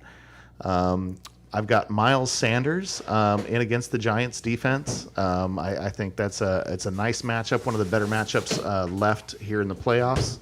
And, Sounds like you went pretty chalk at running back, buddy. Oh, okay. Well, I thought, honestly, chalk to me is McCaffrey, but all right. So The Cowboys are the #1 team against fantasy running backs. yeah, but it's McCaffrey. I know. I'm just saying. I would have put McCaffrey in if I could afford him. All right. So wide receiver, again, I had to go kind of cheap here. So I went with Deebo Samuel as my #1 at 5,900. That's a Since steal. I'm going away, agreed. And because I'm going away from McCaffrey, I think that Deebo is going to be the big name in this game for San Francisco. So that's where I'm going there. Greg Davis, this time last year was the slate breaker. And Cincinnati, the defense tends to give up the long ball a little bit. So that is definitely right up Davis's alley. So I'm going to go ahead and see if Davis can repeat and have another fantastic divisional round game this year. And then Tyler Boyd on the other side. Buffalo, if they're open anywhere on defense, it's the middle of the field. And like I say, they're going to have to be getting the ball out quick in Cincinnati because they're missing those linemen. And I think Tyler Boyd across the middle is going to be a nice little check down pass for them all game long. And he's only 4,000, so he does it. I mean, for 12 points, he's easily paying off. And let's see, down to flex. I am going to go ahead and start 2 tight ends this week because I think Dallas Goedert at 4,500 is an absolute steal. Almost took him. Yeah, he's definitely a steal at that price. And then at the DST, I think there's plenty. There's 4 good choices this week, and I think Buffalo is the cheapest of them.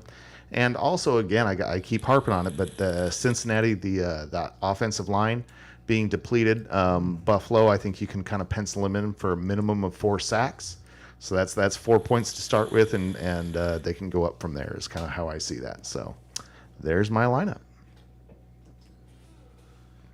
Next. Me or now, you? now that you've heard the second place lineup, Aw. He just placed me at 3rd. here's the last place lineup. All right. Now Ray's gonna get us with some oddball stuff this week. I know it. All right, here we go. So, You're gonna go. Wait. Can I predict McKinnon is in your lineup? yes. Yes. Okay. I was like, I know he's got to be in there. I almost took him this week too. You want me to go? You want to go? Go ahead. Okay, so Ken's gonna hit me for this one, but I'm going for Purdy because he was only 5,400. That's true. And it's like something you said earlier. Like you kind of want to go tournament style in these picks. So I went ahead and went with Purdy because this is possibly a high scoring game. And then I went with McKinnon for my running back, Mixon, 6,500. Mixon was only 6,500. Davis had a couple of good games. So I went with Davis for the Bills. Let me see here. I think his last game he scored 34 points. No, he scored 26 points. And I think typically in the playoffs you go with what's working. And so I think they're going to probably hit him up some more too. Jones, 4,700. If I was looking at Jones, he just had a 21-point game. And like I said, in the playoffs, you kind of go with what's working. Kirk, again, from Jacksonville. And then Kittle, tight end for San Francisco, the security blanket of Purdy, right? So I went ahead and went with him with my tight end. And then, go with McCaffrey, right? He's my Dang, Ray. my pick of. So I really want Ray's team to do badly. And then for defense, I went with Buffalo. Yeah, if Bray wins, you're screwed. Yeah. Yeah. If Ray's DraftKings pops off, my Dallas Cowboys are done. All right. So I'm going to start the oldest quarterback remaining in the playoffs. That'd be Dak Prescott Wow. at 29 years old. Wow. Dak Okay. is the oldest quarterback. That's a remaining hot in stat. the Right on. playoffs. Yeah. I Right? did not realize that. That's hilarious. And honestly, like, really just based on the way he played last week, this is his time. This is his time, and he knows it. So, I think he's going to ball out. Okay. Dak at 6,100. At running back for $5,400, I'm going to pair him with Zeke, just because Wow. That's ballsy. Zeke did not score last week, and I think he'll score. I think he'll score. It's going to be And just to throw, I mean, he's averaging like 2.7 a carry, and he's going against one of the best defense, or the best defense in the NFL. Ugh, that's second scary. best Sorry. defense in the NFL. Scary. Go ahead. Second best defense. Well, you should feel good then, right? $5,200. I'm going to play Devin Singletary at my other running back. Okay. He's performed really well in games where Buffalo opponents have scored points. Yes. And the Bengals are going to do that. And to be clear, though, like, he was just killing me on that Zeke pick. The running back picks this weekend suck. Yeah. Past McCaffrey and Barkley, But then but even it's then, total toss-up. because of who they're going against, they're not, and how much they cost. Yep. They're also not great picks. Like McCaffrey's probably the best one, but- the most but- solid pick of the weekend. But Probably. McCaffrey at 8,000 is kind of a bargain. He's usually in the 9,000 yeah, plus range. yeah. But he's And- still, but in order to pay you back, he still has to score 25-ish points. Yes. and that's gonna be Yes, hard he to do. does. Yeah. All right, so at receiver, $7,800. I got Jamar Chase. $4,700. I got Zay Jones, and to pair with my old quarterback, I've got CeeDee Lamb at $7,300. I looked at him, but I didn't. CeeDee Lamb has been He's been awesome. balling. Yeah, he's been balling the he's been last, awesome. 6 weeks? I think I called him mini DeAndre Hopkins probably last year sometime while we were talking, and he's just gotten more and more and more and more like reminding me of DeAndre Hopkins. The catches that he makes are just The first half of the season, I was just like, man, CD's kind of a bust. He's not what he should be. And then the second half of the season, I've been, oh, okay, he's figuring it out. You know what I mean? So he's. CD finished as like the wide receiver 5 or something like that. I get it, but I'm talking eyeball test. I'm talking he's supposed to be one of the top 4 receivers in the league.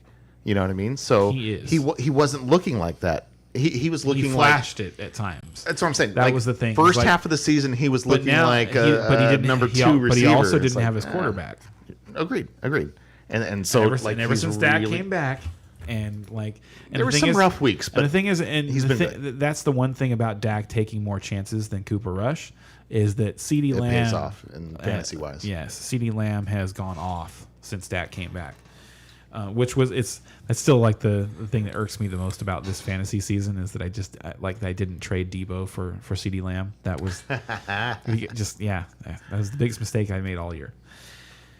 So yeah, CD at 7,300 at tight end. I talked about this earlier. I think Dallas Goedert is the best tight end of the weekend. I know Travis Kelce is still playing, but Wow.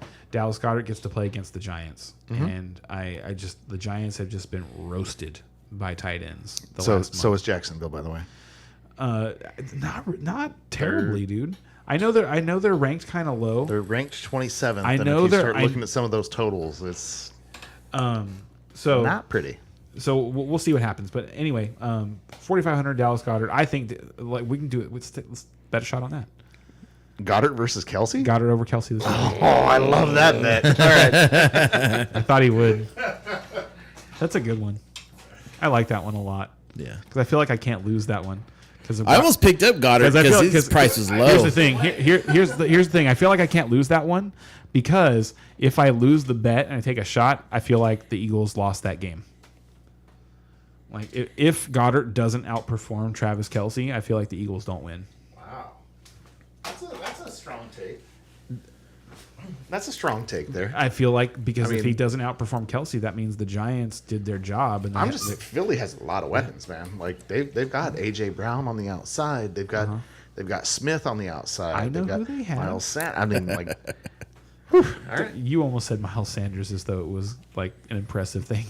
Dude, like he is a good running back. Between the 20s, he is really good. You don't respect that kind of running back? No, I don't. Wow. Okay. Not for fantasy. Well, for fantasy. Between the 20s running back who doesn't catch the ball? Yeah, sign me up in fantasy PPR. Yeah, but fantasy PPR this year, he's like he's a solid number He was two. number 2. Yeah, he's a solid number 2 That's running what back. and that's what you want to do in DraftKings is start number 2 running backs? For 5,700, I do.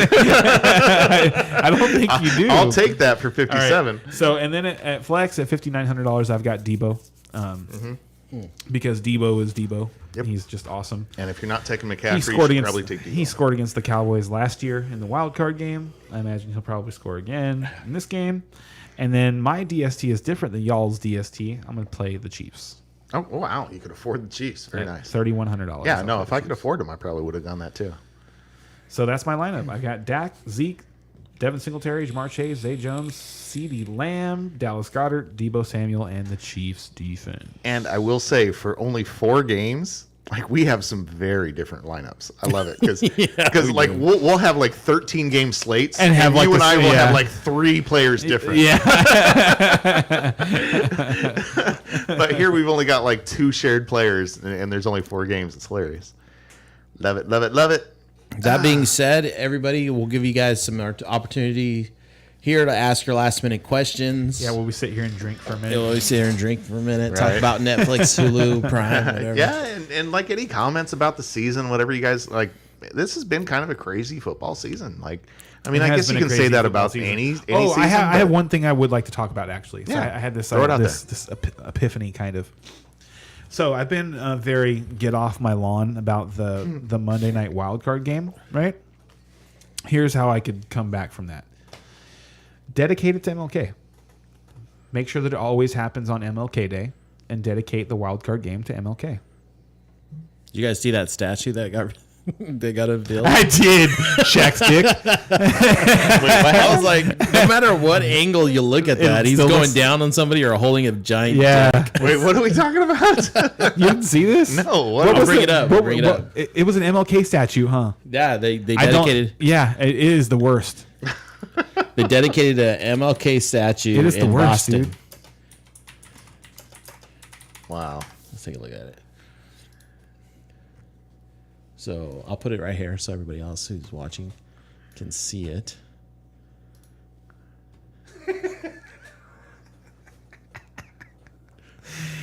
The top comment I saw was like, "It looks like Shaq's girlfriend holding his dong." What a weird. And me and my wife were talking about this a little bit. I'm trying to find the picture like this. This is what they were trying to recreate right here. This one, right? They were trying to Fail. recreate that a little bit. Failed. Failed so hard. Horrible fail. And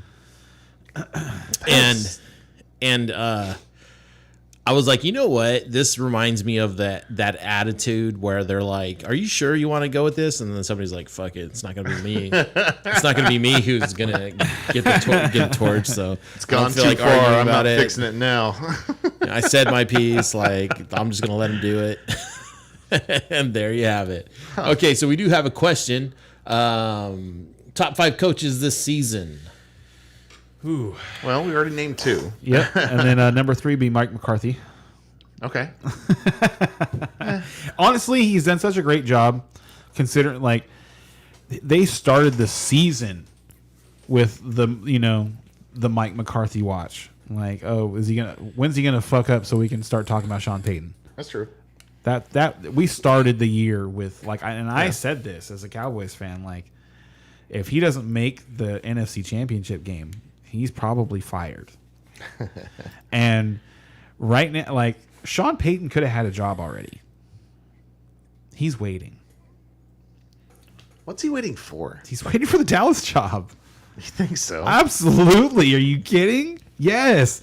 That was supposed to be his job. So if Dallas lost that last week, then No, what I mean, like 15 years ago, it was supposed to be his job. but I'm saying like if Dallas lost last week, like Oh. you think McCarthy gets fired and Oh, yeah. Payton gets hired. I think, yeah. Absolutely. I think absolutely. I think McCarthy gets fired, and at some point in the month of January. How many years has McCarthy been around? This is his third, That's all? It seems like he's been forever. and he's doing good. He's doing so good. He doesn't have a losing season yet. That's hilarious because it sure feels like he has. I Like the way know. he's been roasted and torn apart. You know what I mean? They missed the playoffs in 2020, but I think they went 9-7, Yeah. and then he went 12-5, and won the division, and then went 12-5. And won a playoff game, the first road playoff win for Fire the him. franchise in 30 Fire him. years. But that's still where we're at. We're still like, if he loses this game on this weekend, I don't know. He might get fired. Sorry.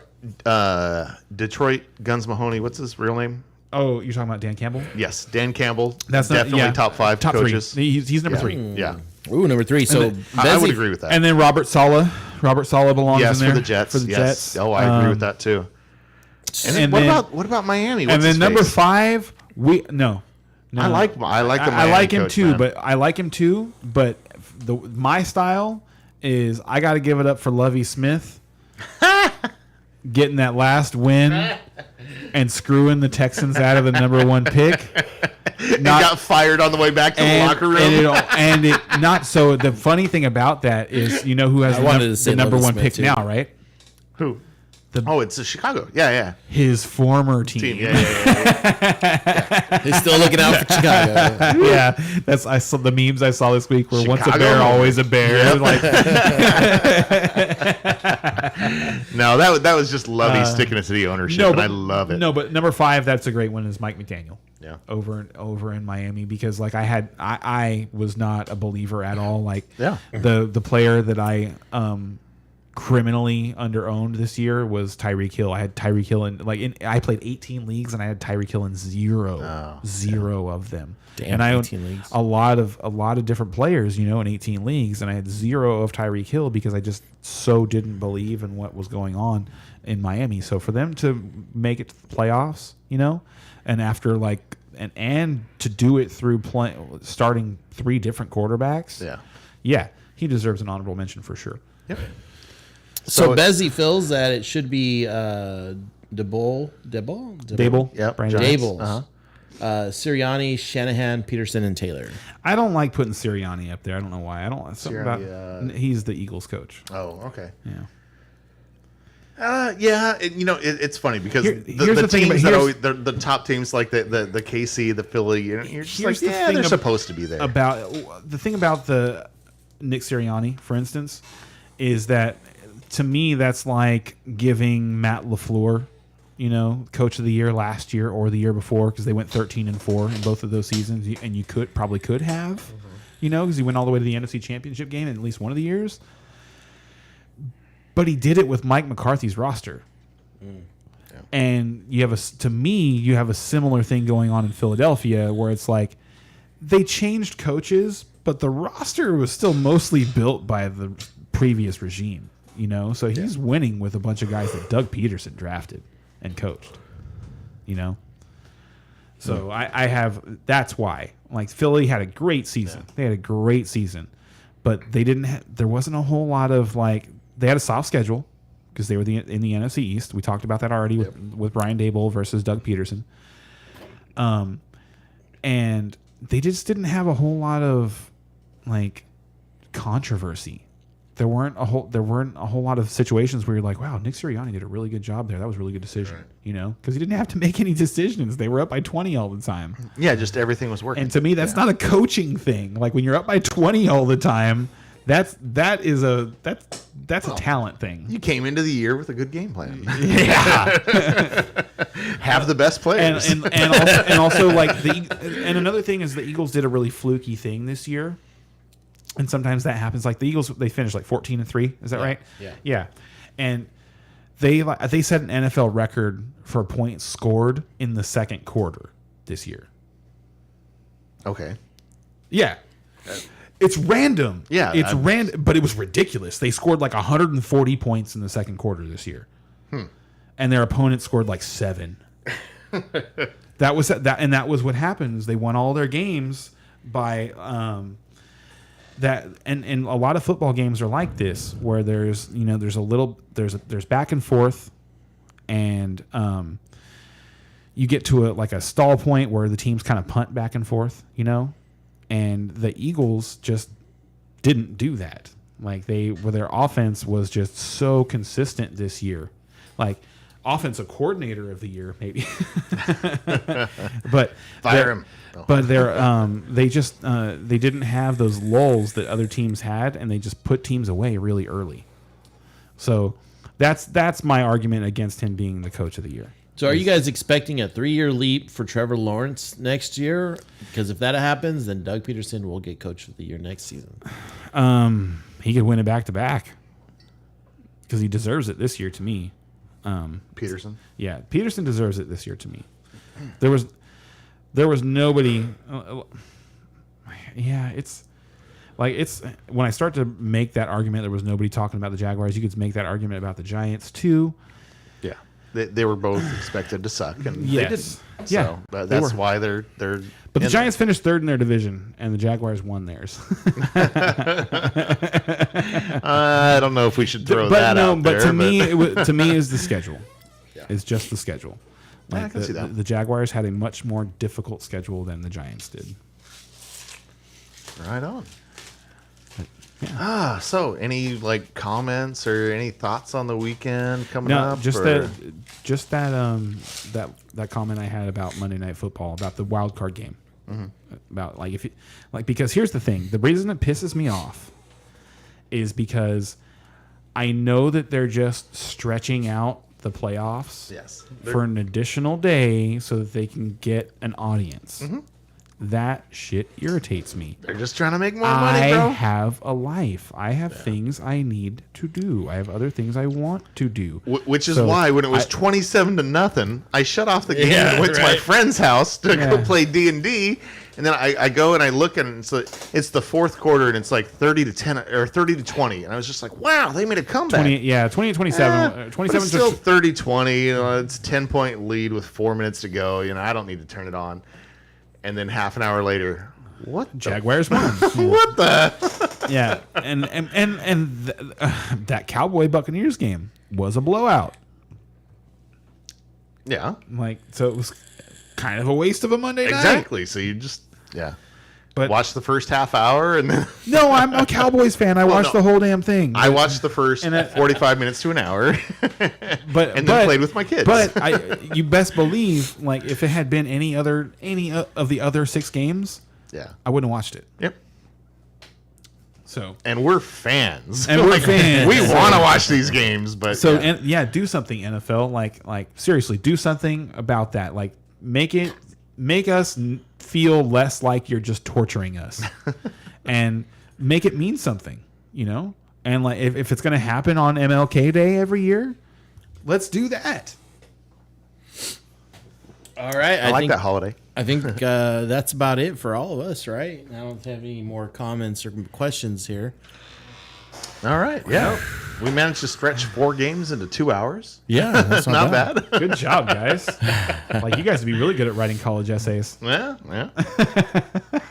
I was Really practicing good. with my kid this week, 7th Hey, grade essay. Never too soon. All about dragons. That's awesome. Eastern, Western, modern. I loved it. From Westeros. Are you guys sticking around? Should we just leave everything rolling for a while? I'm still we got drinking my beer. we got a few minutes for sure. Yeah, sure. So what's If you guys want to hang out and we're You know what I just started watching? and bullshit. I just started watching because I don't have the Paramount Plus yet, but I think that's gonna be. Oh, something. I need to hook you up with that. So here's the thing, right? I'm trying to finish other things that I got going on, so I don't want to get hooked on a show that's going to distract me from other things. But I did start watching. Surprisingly, I was like, you know what? Let me give this a shot. I started watching Cyberpunk. Okay. Right, and I haven't watched an anime that's made me go back to it in a long time. I'll watch a couple episodes of an anime and then forget about it for a and month. yeah. But this one's got me watching an episode a day, maybe even 2. That's It's pretty cool. good. Yeah. So it's a nice little wind down right before I go to bed. Let me watch an episode of this while things are still going down. It's got quite a few different things going on with that, based in the future. It's got that like blood spray that you could expect out of some of those MA type animes. And I don't know if you guys realize this, but Kill Bill, the first one, was kind of built around like a anime type environment where you cut a limb off and the like blood spraying everywhere. Yeah, that was for sure his inspiration for that. Yeah, that's a good way of saying it. Inspiration for it. It's got a lot of that. So it's got everything all wrapped into it. You know, it's got the relationships going on and whatnot, and then the struggle, whatever struggle they're doing. But yeah, so I did start watching that one. And speaking of Paramount Plus, I just watched Tulsa King this week. Oh, yeah, and that's what I was trying to watch. Dude, I was really impressed with that. That was so much fun. It was great, dude. Yes. That was a great show. That was a lot of fun. How good is Sylvester Stallone in that? I was really impressed. Right? Yes, he was very, very good. He's so good. Very convincing as a mobster. Just everything about it. It felt like let me hold on one second. Watch what I think of when I like watching Sylvester Stallone in that show. I feel like he's been just severely undercast his whole life. You know what I mean? Well, wasn't there he's something really good? Yeah, wasn't there something about like this is his baby? Like he always wanted to play a mobster, and so he kind of like chose this for himself because he wanted to play this role before he retired or anything. There's something about that. Somebody was telling me about that this week. I was like, really? And just checking it out, I was like, this is really fun. He's so like good. I can't wait for good, season 2. Like this is great. Well, I would expect him to get better, right? Yeah. Like anybody, you should get better at what you're doing. Well, hold on. Like I'm 48 now, and I feel myself diminishing in some areas. like getting older and getting worse at something is a thing, man. Like so him holding it together, goodness. and he's 75. That's what I'm saying. 75 to hold it together like that and be that good. Doing scenes where he's like running and stuff like that. Dude, he's got great fight scenes. Yes, man. Yeah. Have you seen it yet? Not yet. Oh, No, it's not very much. man, Yeah, it's fun. That's okay. Yes, Maybe you need to write it down for me, and I'll go log in. Yeah, I'll let you log in. But I do. What a Busy's wanting to know if any of us have seen The Last of Us or played the game. I have not played the game. It keeps popping up for me. I need to watch it because the guy who plays. Just watched it. You did? You did? I just watched it. Oh my god, it was so much fun. Yeah. No, that was really good. Like I said, it's an hour and a half pilot, so you only get so much. I've never played the game. I know nothing about the world or whatever that we're going into, so I don't know anything.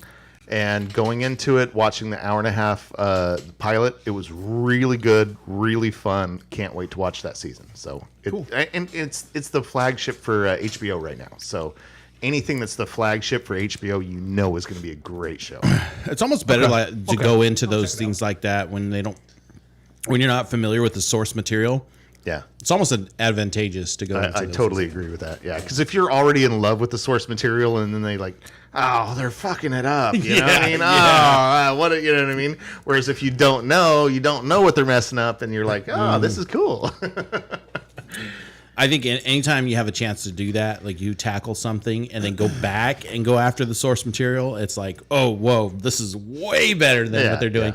Yeah. It seems to me to be more enjoyable to do it that way. So, and yeah, I've never played the game either. As a gamer, I've never played the game, but it's a standalone game from what I understand. And I got out of standalone gaming a long time ago, so there's that. Wait, standalone gaming? What's that? What am I missing there? That's when you just like play by yourself. Oh, okay. Yeah. That's always kind of what I preferred, honestly. I like him too. Still. Yeah. Actually, for a long time, I gotten out of it, but just like the environment that you always have to be in order to play those online games now, I got so tired of it. What I think of is like the queue when you're like waiting for like Call of Duty or something like that, and just the nonsense. Like, and they made it a lot of grinding too. Like, oh man, I need to log in every day to hit these dailies. I need to get 10,000. That kills. I don't like though. I got to get 10,000 kills with this pistol. Don't you try and make me play anything every day. Yeah. Don't you try and make me log in every day. So don't you? No. So there's Unless you're paying me. Unless you are paying me. That's the new business model, bro. No, I know that. I know. Yeah. But unless you're like, but like that, my brain says No, fuck you. Yeah, I'm with you, brother. I'm with you on that. Like, I understand what a job like is. it, I yeah. understand what a job is. Okay, this is like you're turning your game into a job. Yep. It better pay me.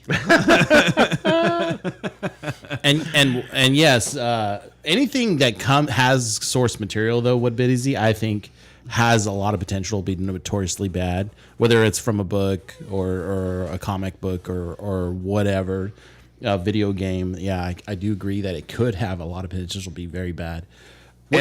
Sorry, along those lines, did you guys watch Rings of Power? No, I have not touched that yet. I just watched it again like last week, and I was very impressed with it. Like because there's no, there's source material in that Middle Earth and kind of the history of it, but this isn't based on a book. You know what I mean? This is like taking that kind of in between history time where there hasn't been a story officially told, and like telling that story in that time. And to me, it's really been fun, you know what I mean? And kind of guessing on what's what. Like, it's not hardcore. It's definitely a little bit more, geared towards the general audience rather than the hardcore, Lord of the Rings fans or whatever. But overall, very well done, very fun, definitely worth a watch. Okay. I'd like to hear your guys' Rings of Power. opinions on that one, yeah. Do you? I'm gonna take this shot real quick. Go for it. Yeah, you owe it. This is my last one. You owe it. Do you? This is this one. I saved this one for last on purpose because this was the call that everybody got wrong this year. Like picking DJ Moore over Terry McLaurin was a very popular pick at the beginning of the When season. you say everybody, Fantasy heads. everybody but You in the middle of the season just saying. after DJ Moore had already had a couple of bomb games. Everybody but the guy that was right. That's all I'm saying. Yeah. Man, So if only you could monetize that. Here's my shot. so the Your rings. shot. The Rings of Power, do you feel like they may explore any of the Blue Wizard lore in that? Ooh, okay, Blue Wizard lore. Yeah. What's the So, okay. I remember what I white, understand- I remember gray. I don't remember blue. So what exactly, right? So from what I understand, Gandalf very, very briefly touches base on that there's 5 wizards. There's the white, the gray, the brown, and the 2 blues. And he basically doesn't know where they what happened to the blues. You know what I mean? And there's really nothing in the source material that really explains what happened to the blues. You know what? And- That actually. So I'm going to tell you something from the series that isn't going to ruin anything for you, but it is a thing at this series, and that's there's this mystery wizard that you kind of assume is going to be the opposite of Sauron at some point. So Sauron is going to be the ultimate bad guy at some point in this series, and you know that this mystery wizard is going to be like the antagonist to Sauron, and they purposely never give him a name during the entire 8 episodes of the first season, and so I'm like, who is this guy? And if they named him Gandalf, I'm going to be pissed. You know what I mean? But I don't think they are. And I'm trying to think back to Lord of the Rings, to reading the books, and like, was there a wizard, antagonist, opposite Sauron during that time? I don't remember if there's any story about that. Because if there's not, then I'm curious why they didn't name that wizard. You know what I mean? So I feel like it's some kind of surprise coming, but I don't know. Huh. This is beyond my depth. We've gotten too nerdy for Ken. Yeah, like I wouldn't, too nerdy is probably Yeah. not what I would say. I was gonna say you used to. It's just not in his purview of nerdom. Yes, purview. It's outside my purview. There you go. His is directed this way. Ours is having Yeah, to be directed that way. yeah. Mine's Star Wars. Yeah. Yeah, so like I could start talking about Star Wars and you. New Mandalorian coming up. Well, no, that's Oh, not what I'm yeah. talking about. I could talk about the extended universe. And Wait, I'm sorry. Did you watch Andor? yeah. Did you like it? Wait, no, I haven't watched Andor yet. I have not seen Andor yet. Andor is with the same guy from Rogue One, right? Yes. Okay. And- I haven't and seen it. I what- love what's Rogue your- One. Rogue One was great. Is that your I favorite really Star did Wars like movie? No. Because that is my You know what my favorite Star Wars movie movie is? That's You're my not going to favorite. guess. I don't. Return of the Jedi. Nope. What? Empire Strikes Back. No. Those are the Wait, hold on. classics. Give me a shot at this. Huh? Solo. Is it really? I was throwing that out there because it's been so ridiculed by critics. I love it. You know what I mean? I love it. And it's funny because I heard all the reviews about Solo before I watched it, and I was just like, oh man, that sucks that this Bummed isn't you gonna out, be very right? good.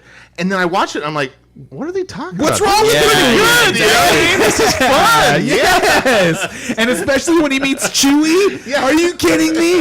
That is one of I don't care what you have to say, what the critics have to say about Solo. The 5 minutes where fucking Han meets Chewie is like the best 5 minutes in Star Wars. Yes, that is a great Like scene. it is so That is a great fucking scene. good because it's just so good. It's just so good. They said because it was like the moment where Luke got tossed in to fight the what's that thing Oh, Jabba God. keeps. I forget what they called it. The Oh, gargantuan. oh no, hold on. I know what do they this call him? I forget what they call him. Anyway, The Sarlacc pit monster thing. but I think that's might have been but it was Sarlacc like that pit. moment because they threw still know Han. that. They threw Han into this pit, and the Wookiee was supposed to just tear him apart. But he spoke fucking Wookiee. That's just fucking awesome. Right. Yes. So that was beautiful. That to me is because here's the thing is it makes absolutely zero fucking sense that Han's best friend was a Wookiee. Right? Mm-hmm. Wookiees don't like people. Right. Like they don't make friends with people really. The only friendly interaction you see from a Wookiee in the entire Star Wars universe is fucking when they don't kill Yoda. but yeah, so you wonder the whole time. You wonder why why does Han have this Wookiee that just works for him? You know, why is and not just works for him, but obviously Loves him. loves him. You know, when he got out of the ice, when he got unfrozen, the first it was Chewie that was Yeah. holding him. Yep. You know, and Chewie petting him. Yep. So yes, so to have that moment, beautiful, and the movie was fun. It was exactly It was. exactly the person you assumed that Han Solo was before he fucking got linked up with with Luke. I thought it was fun. I thought I it was a really good loved it. I loved that movie. So Bezzy has some questions, but before I get to his questions, one of the things and watching Solo with a touched mind, it wasn't influenced by anybody. One of the things I really appreciated about that movie was when he shot Woody Harrelson. And it was it just ended the debate. Yes. Han can shoot. Yes. Han can shoot. He can shoot first. It's in his character to do it. They just totally took that out. You know, I mean, Han did shoot first. Han Come on shot now. first. Yeah. Han shot first. Yes, Okay. that's undebatable. So, what a busy wants to know. Wait, sorry, just real quick. May the 4th. Do you guys do anything for May the 4th? Sometimes. Other than text my friends silly things, no, not really. But we Sometimes. should watch. I take the some Star day Wars. off. I take the kids out of school, and we watch Wow. freaking Star Wars all day long. Such a good dad. It's a tradition, and I freaking love it. That's awesome. But, And yeah, you know it what? was- Oh, dude, that's awesome. So, on that note, me and my son just, I believe, watched the first thing that we've ever watched together this week, where it was he watched it because he wanted to watch it, and I watched it because I wanted to watch it. And we were watching the Clone Wars. Okay. Oh, nice. And yeah, so I put the Clone Wars on, and I was The animated show? Uh-huh. Oh, so that answers one of what it is. and I was sitting there watching it, and my son just came up and he was looking up at the TV for a minute, and then I ask him every once in a while, I'll just ask him when he's standing there watching something, whatever. Hey, you want to come sit with me? And he'll just back up and come sit, and he backed up and he sat on my lap, and we sat there and we watched a whole episode, and he silent. That's awesome. Yes. It was the best. It That was is like, cool. That was the best. I was like, oh my god, my son loves Star Wars too. Yes. Okay, so I do believe we are all planning on watching Mandalorian season 3. Oh yeah. Oh wait. yeah, I can't wait. Cannot wait. Yeah, my And- kids are like, "Wah!" Yeah, and it just got announced, right, for May. Yes. Yeah. Yes. Okay, Season and then 3?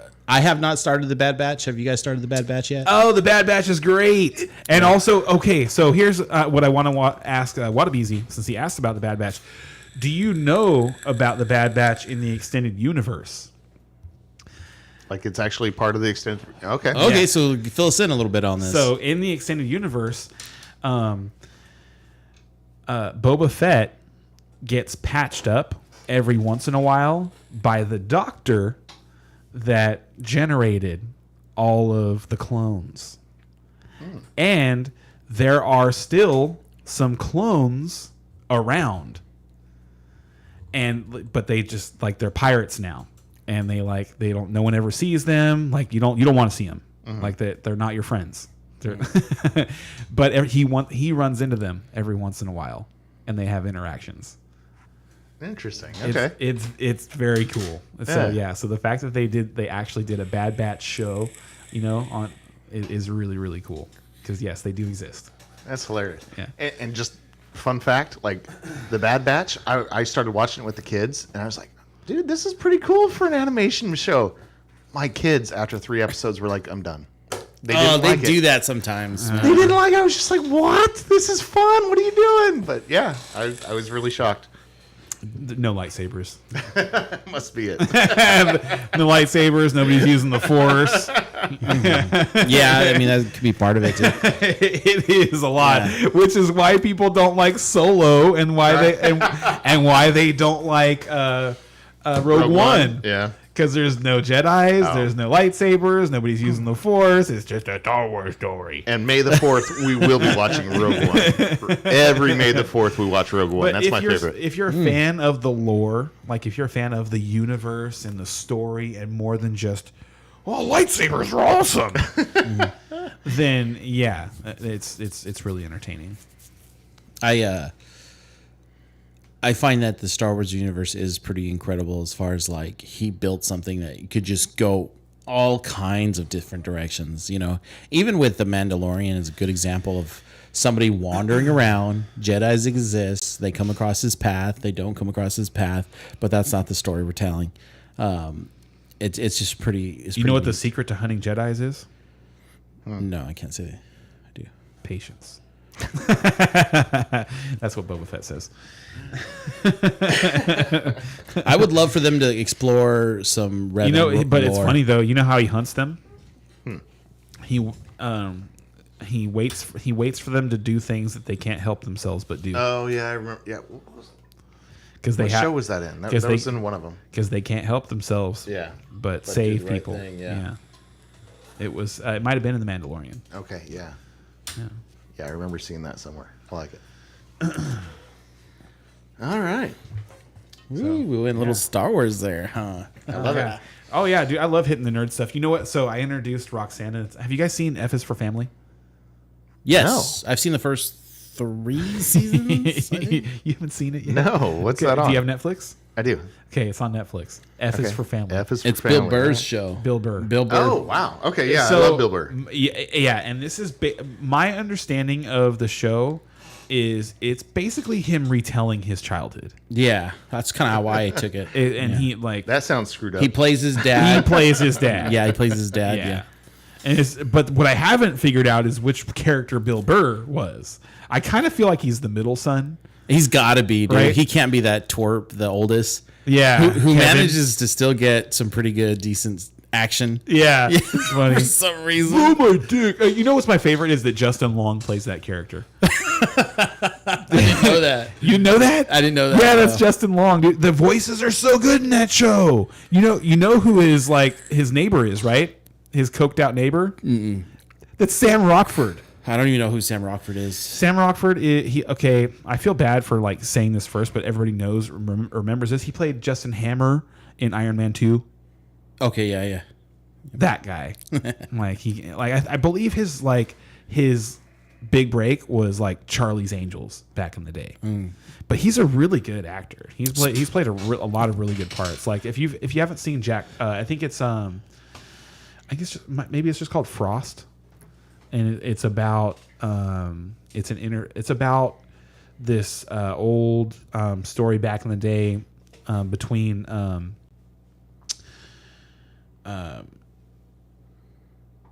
Richard Nixon and a journalist. Like he was trying to get the story out of Nixon for Watergate. Oh, okay. So and I think the movie's just called Frost. But it's yeah. I remember something. Anyway, about that, Sam yeah. Rockwell. I might have watched that. Excellent actor. Like so the voice actors in the show are excellent. Like it is an excellent show. You should watch it. F is for family. You will laugh. I just put it in my Netflix queue. So You will laugh. So there's another. I don't know if he's. Don't watch it with your kids. thank you. There's another comedian out there that I don't know if he's really a comedian, but he's on the Rogan podcast a lot, and he made that Netflix show Midnight Gospel, right? And I can't remember the guy's name. I'm at a loss of words. I can't even say it's tip of my tongue. But he's one of the guys that gets on there. Sometimes they wear like space suits and stuff, and he's into some conspiracy theories, but he has a tendency to do this like what they call, I think, is like word soup, where he just kind of throws a bunch of words out there, and it's not necessary. Duncan Trussell, yes, exactly. Duncan Trussell is not really a comedian. Yeah. But he's very funny. So his voice fucking cracks me up, dude. He's got this like, yeah, man, like whiny voice. It's like makes anytime he gets excited about stuff. Yeah, it's hilarious. Yeah. So what I found listening to him on the Rogan podcast, a lot of times he's just tiring to listen to, and he's a conspiracy theorist for sure. So when I watched his show, it was basically just him talking the entire time while stuff is going on in the background. So what you need to pay attention to is the stuff that's going on in the background, and some stuff that's going on in the background is actually kind of pretty funny. But I still have to listen to this guy like with his word soup. So I didn't really care for it, and it ended up getting canceled. So it was kind of one of those things like, yep, I can see why that show got canceled. It certainly was one of those, I'm going to take a few shrooms and then just sit behind a mic, and some animator is going to come behind me and just like animate. The premise of the show was he was some sort of like universe time traveler or something like that. So he would enter some random coordinates and then end up in some weird world or something like that. And he would sit there just talking to some being in that world. It sounds ridiculous. That sounds like you'd have to be drinking to enjoy that show. It was out there, dude. It was out there, and it would just be like, it's. Imagine I say that, and we're on a podcast where we just drink constantly. Yeah, drink and talk football and stuff. You'd have to be drinking to enjoy that show. So it was. Yeah, I can see why that show failed, but it's worth watching an episode or two to kind of see like what he was trying to do versus what kind of came off. Okay, but. And yeah, that's it for me. I don't have anything else interesting to talk about, really. Nope. All right. I think that's a good place to call it a night. Yeah, my beer's almost done. It's time to go home. So Wadabeezy does have one comment. The funniest show in Netflix is American Vandal. I did like the first season. The second season, I was just like, I didn't really get into the second season. So I haven't seen it. I'll put that check in my it. queue. Yeah, I'll check it out too. It's a mockumentary, right? That sounds fun. I mean, I don't even know if it's a mockumentary. It's a fake one. Right, sorry. It's a fake documentary. Like the documentary is not true. That never happened. but like it's like supposed to be a documentary. So that sounds like The Office. Sort of.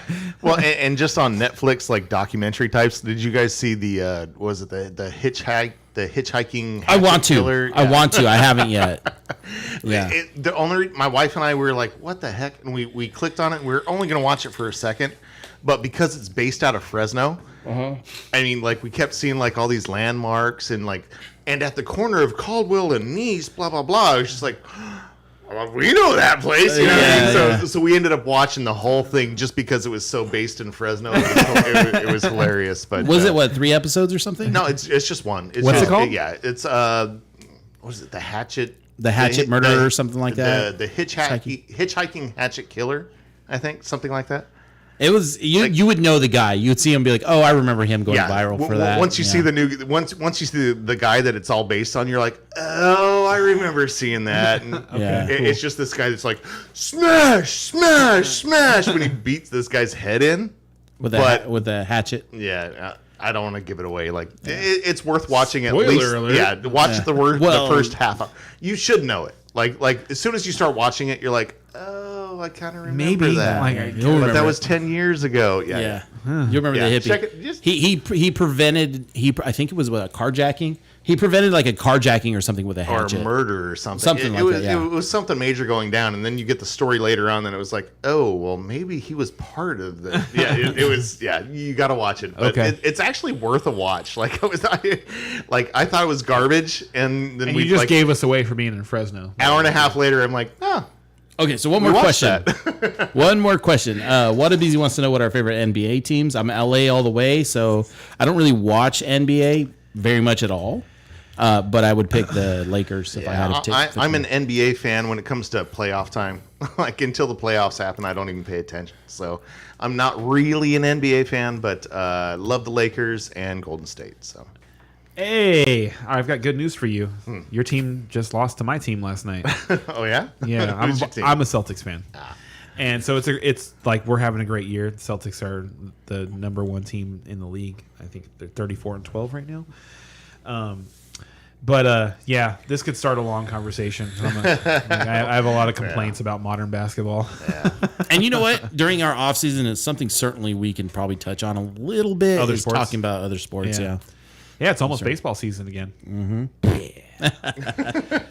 You don't love baseball? I like playing baseball. He's I a don't like Spurs fan. watching I baseball. love baseball. Really, you don't? You're in Texas though, right? So that would you make can't sense. watch baseball. Oh, absolutely. No. But I do understand why it became here's- America's sport. so here's the because baseball on radio makes sense. Not like just radio. It is a great Not just radio radio. sport. Baseball in person. It is and in person. I agree with that too. Baseball in person But is a better on sport to TV? watch than football. On TV, it's horrible. It's just horrible on TV. I disagree with that. So here's what I say. it's bad. Here's what I say about watching it on television. If you're gonna watch it on television, you have to be a fan of pitching. Okay, I'd agree with that. Like you have to be a fan of the sport to watch it on You TV. have to be yes. a real fan of pitching, and of everything that goes into every single pitch in baseball in order to watch it on television. What's the count? What's their trying? Watching it what in are they person trying to is another do? thing, Yeah. though. Yeah, I agree with that. Like being at the stadium, being at a baseball game is so much more fun than being at a football game. Seriously, it is. Being at a football game is intense. And I can I went. Hold on. Okay, go ahead. I went to 2 games this year, and being at football games is just like it's cool, but it's so intense. exactly. Yep. And but the thing is like it's like this amped up fake intensity because it's not like real intensity because they try and create intensity every single third down that happens. I don't know the last time you were at a stadium, but like Candlestick. I was okay. So that's 10 years. 2013 was their last game.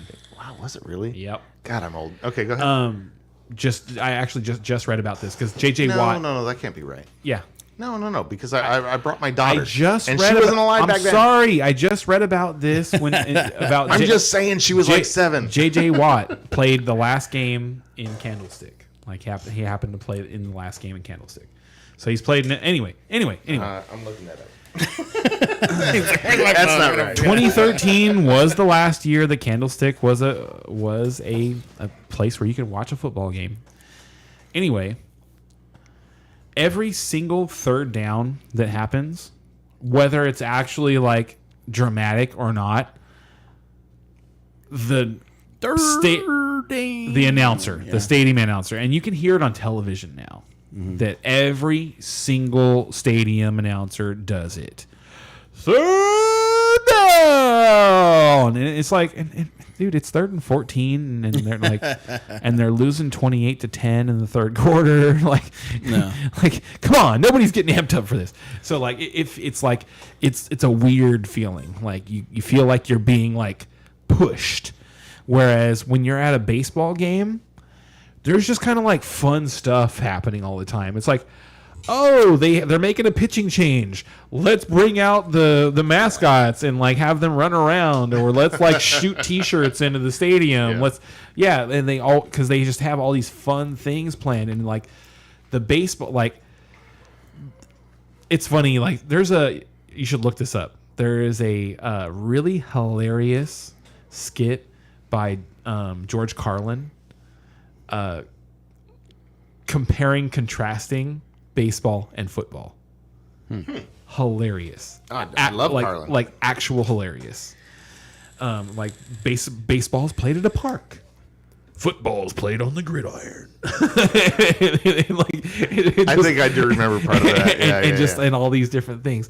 But yeah, baseball is just a fun outing. It's just it's more casual. It's just more fun. Yes. Like if you're gonna take your family to something. Now, if you want to go and like be like intense and like energized at something, go to a football game. Right. Go by yourself. Like go with your buddies. Yeah, or your buddies. Your family. Not with your wife and kids. Yeah. Go go with your buddies. Go like, Agreed. Yes.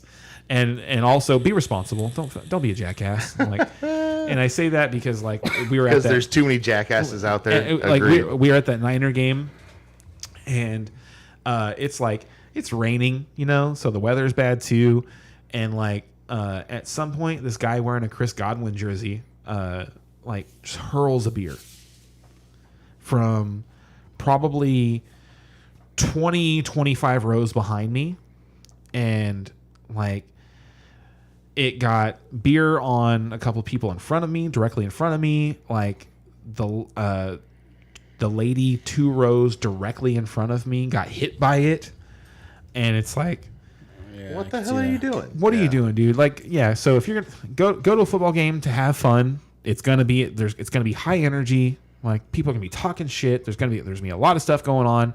Have a good time, but yeah, don't throw alcohol at people. But if you want to actually have a good time, Good night, busy. good night, BZ. Go to a baseball game.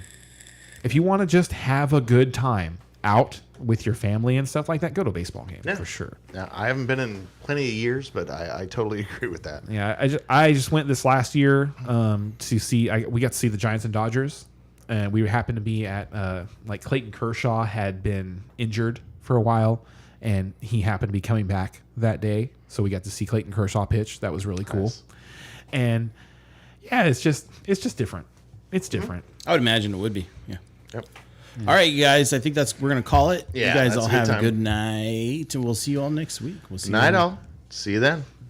Good night, guys. Love baseball.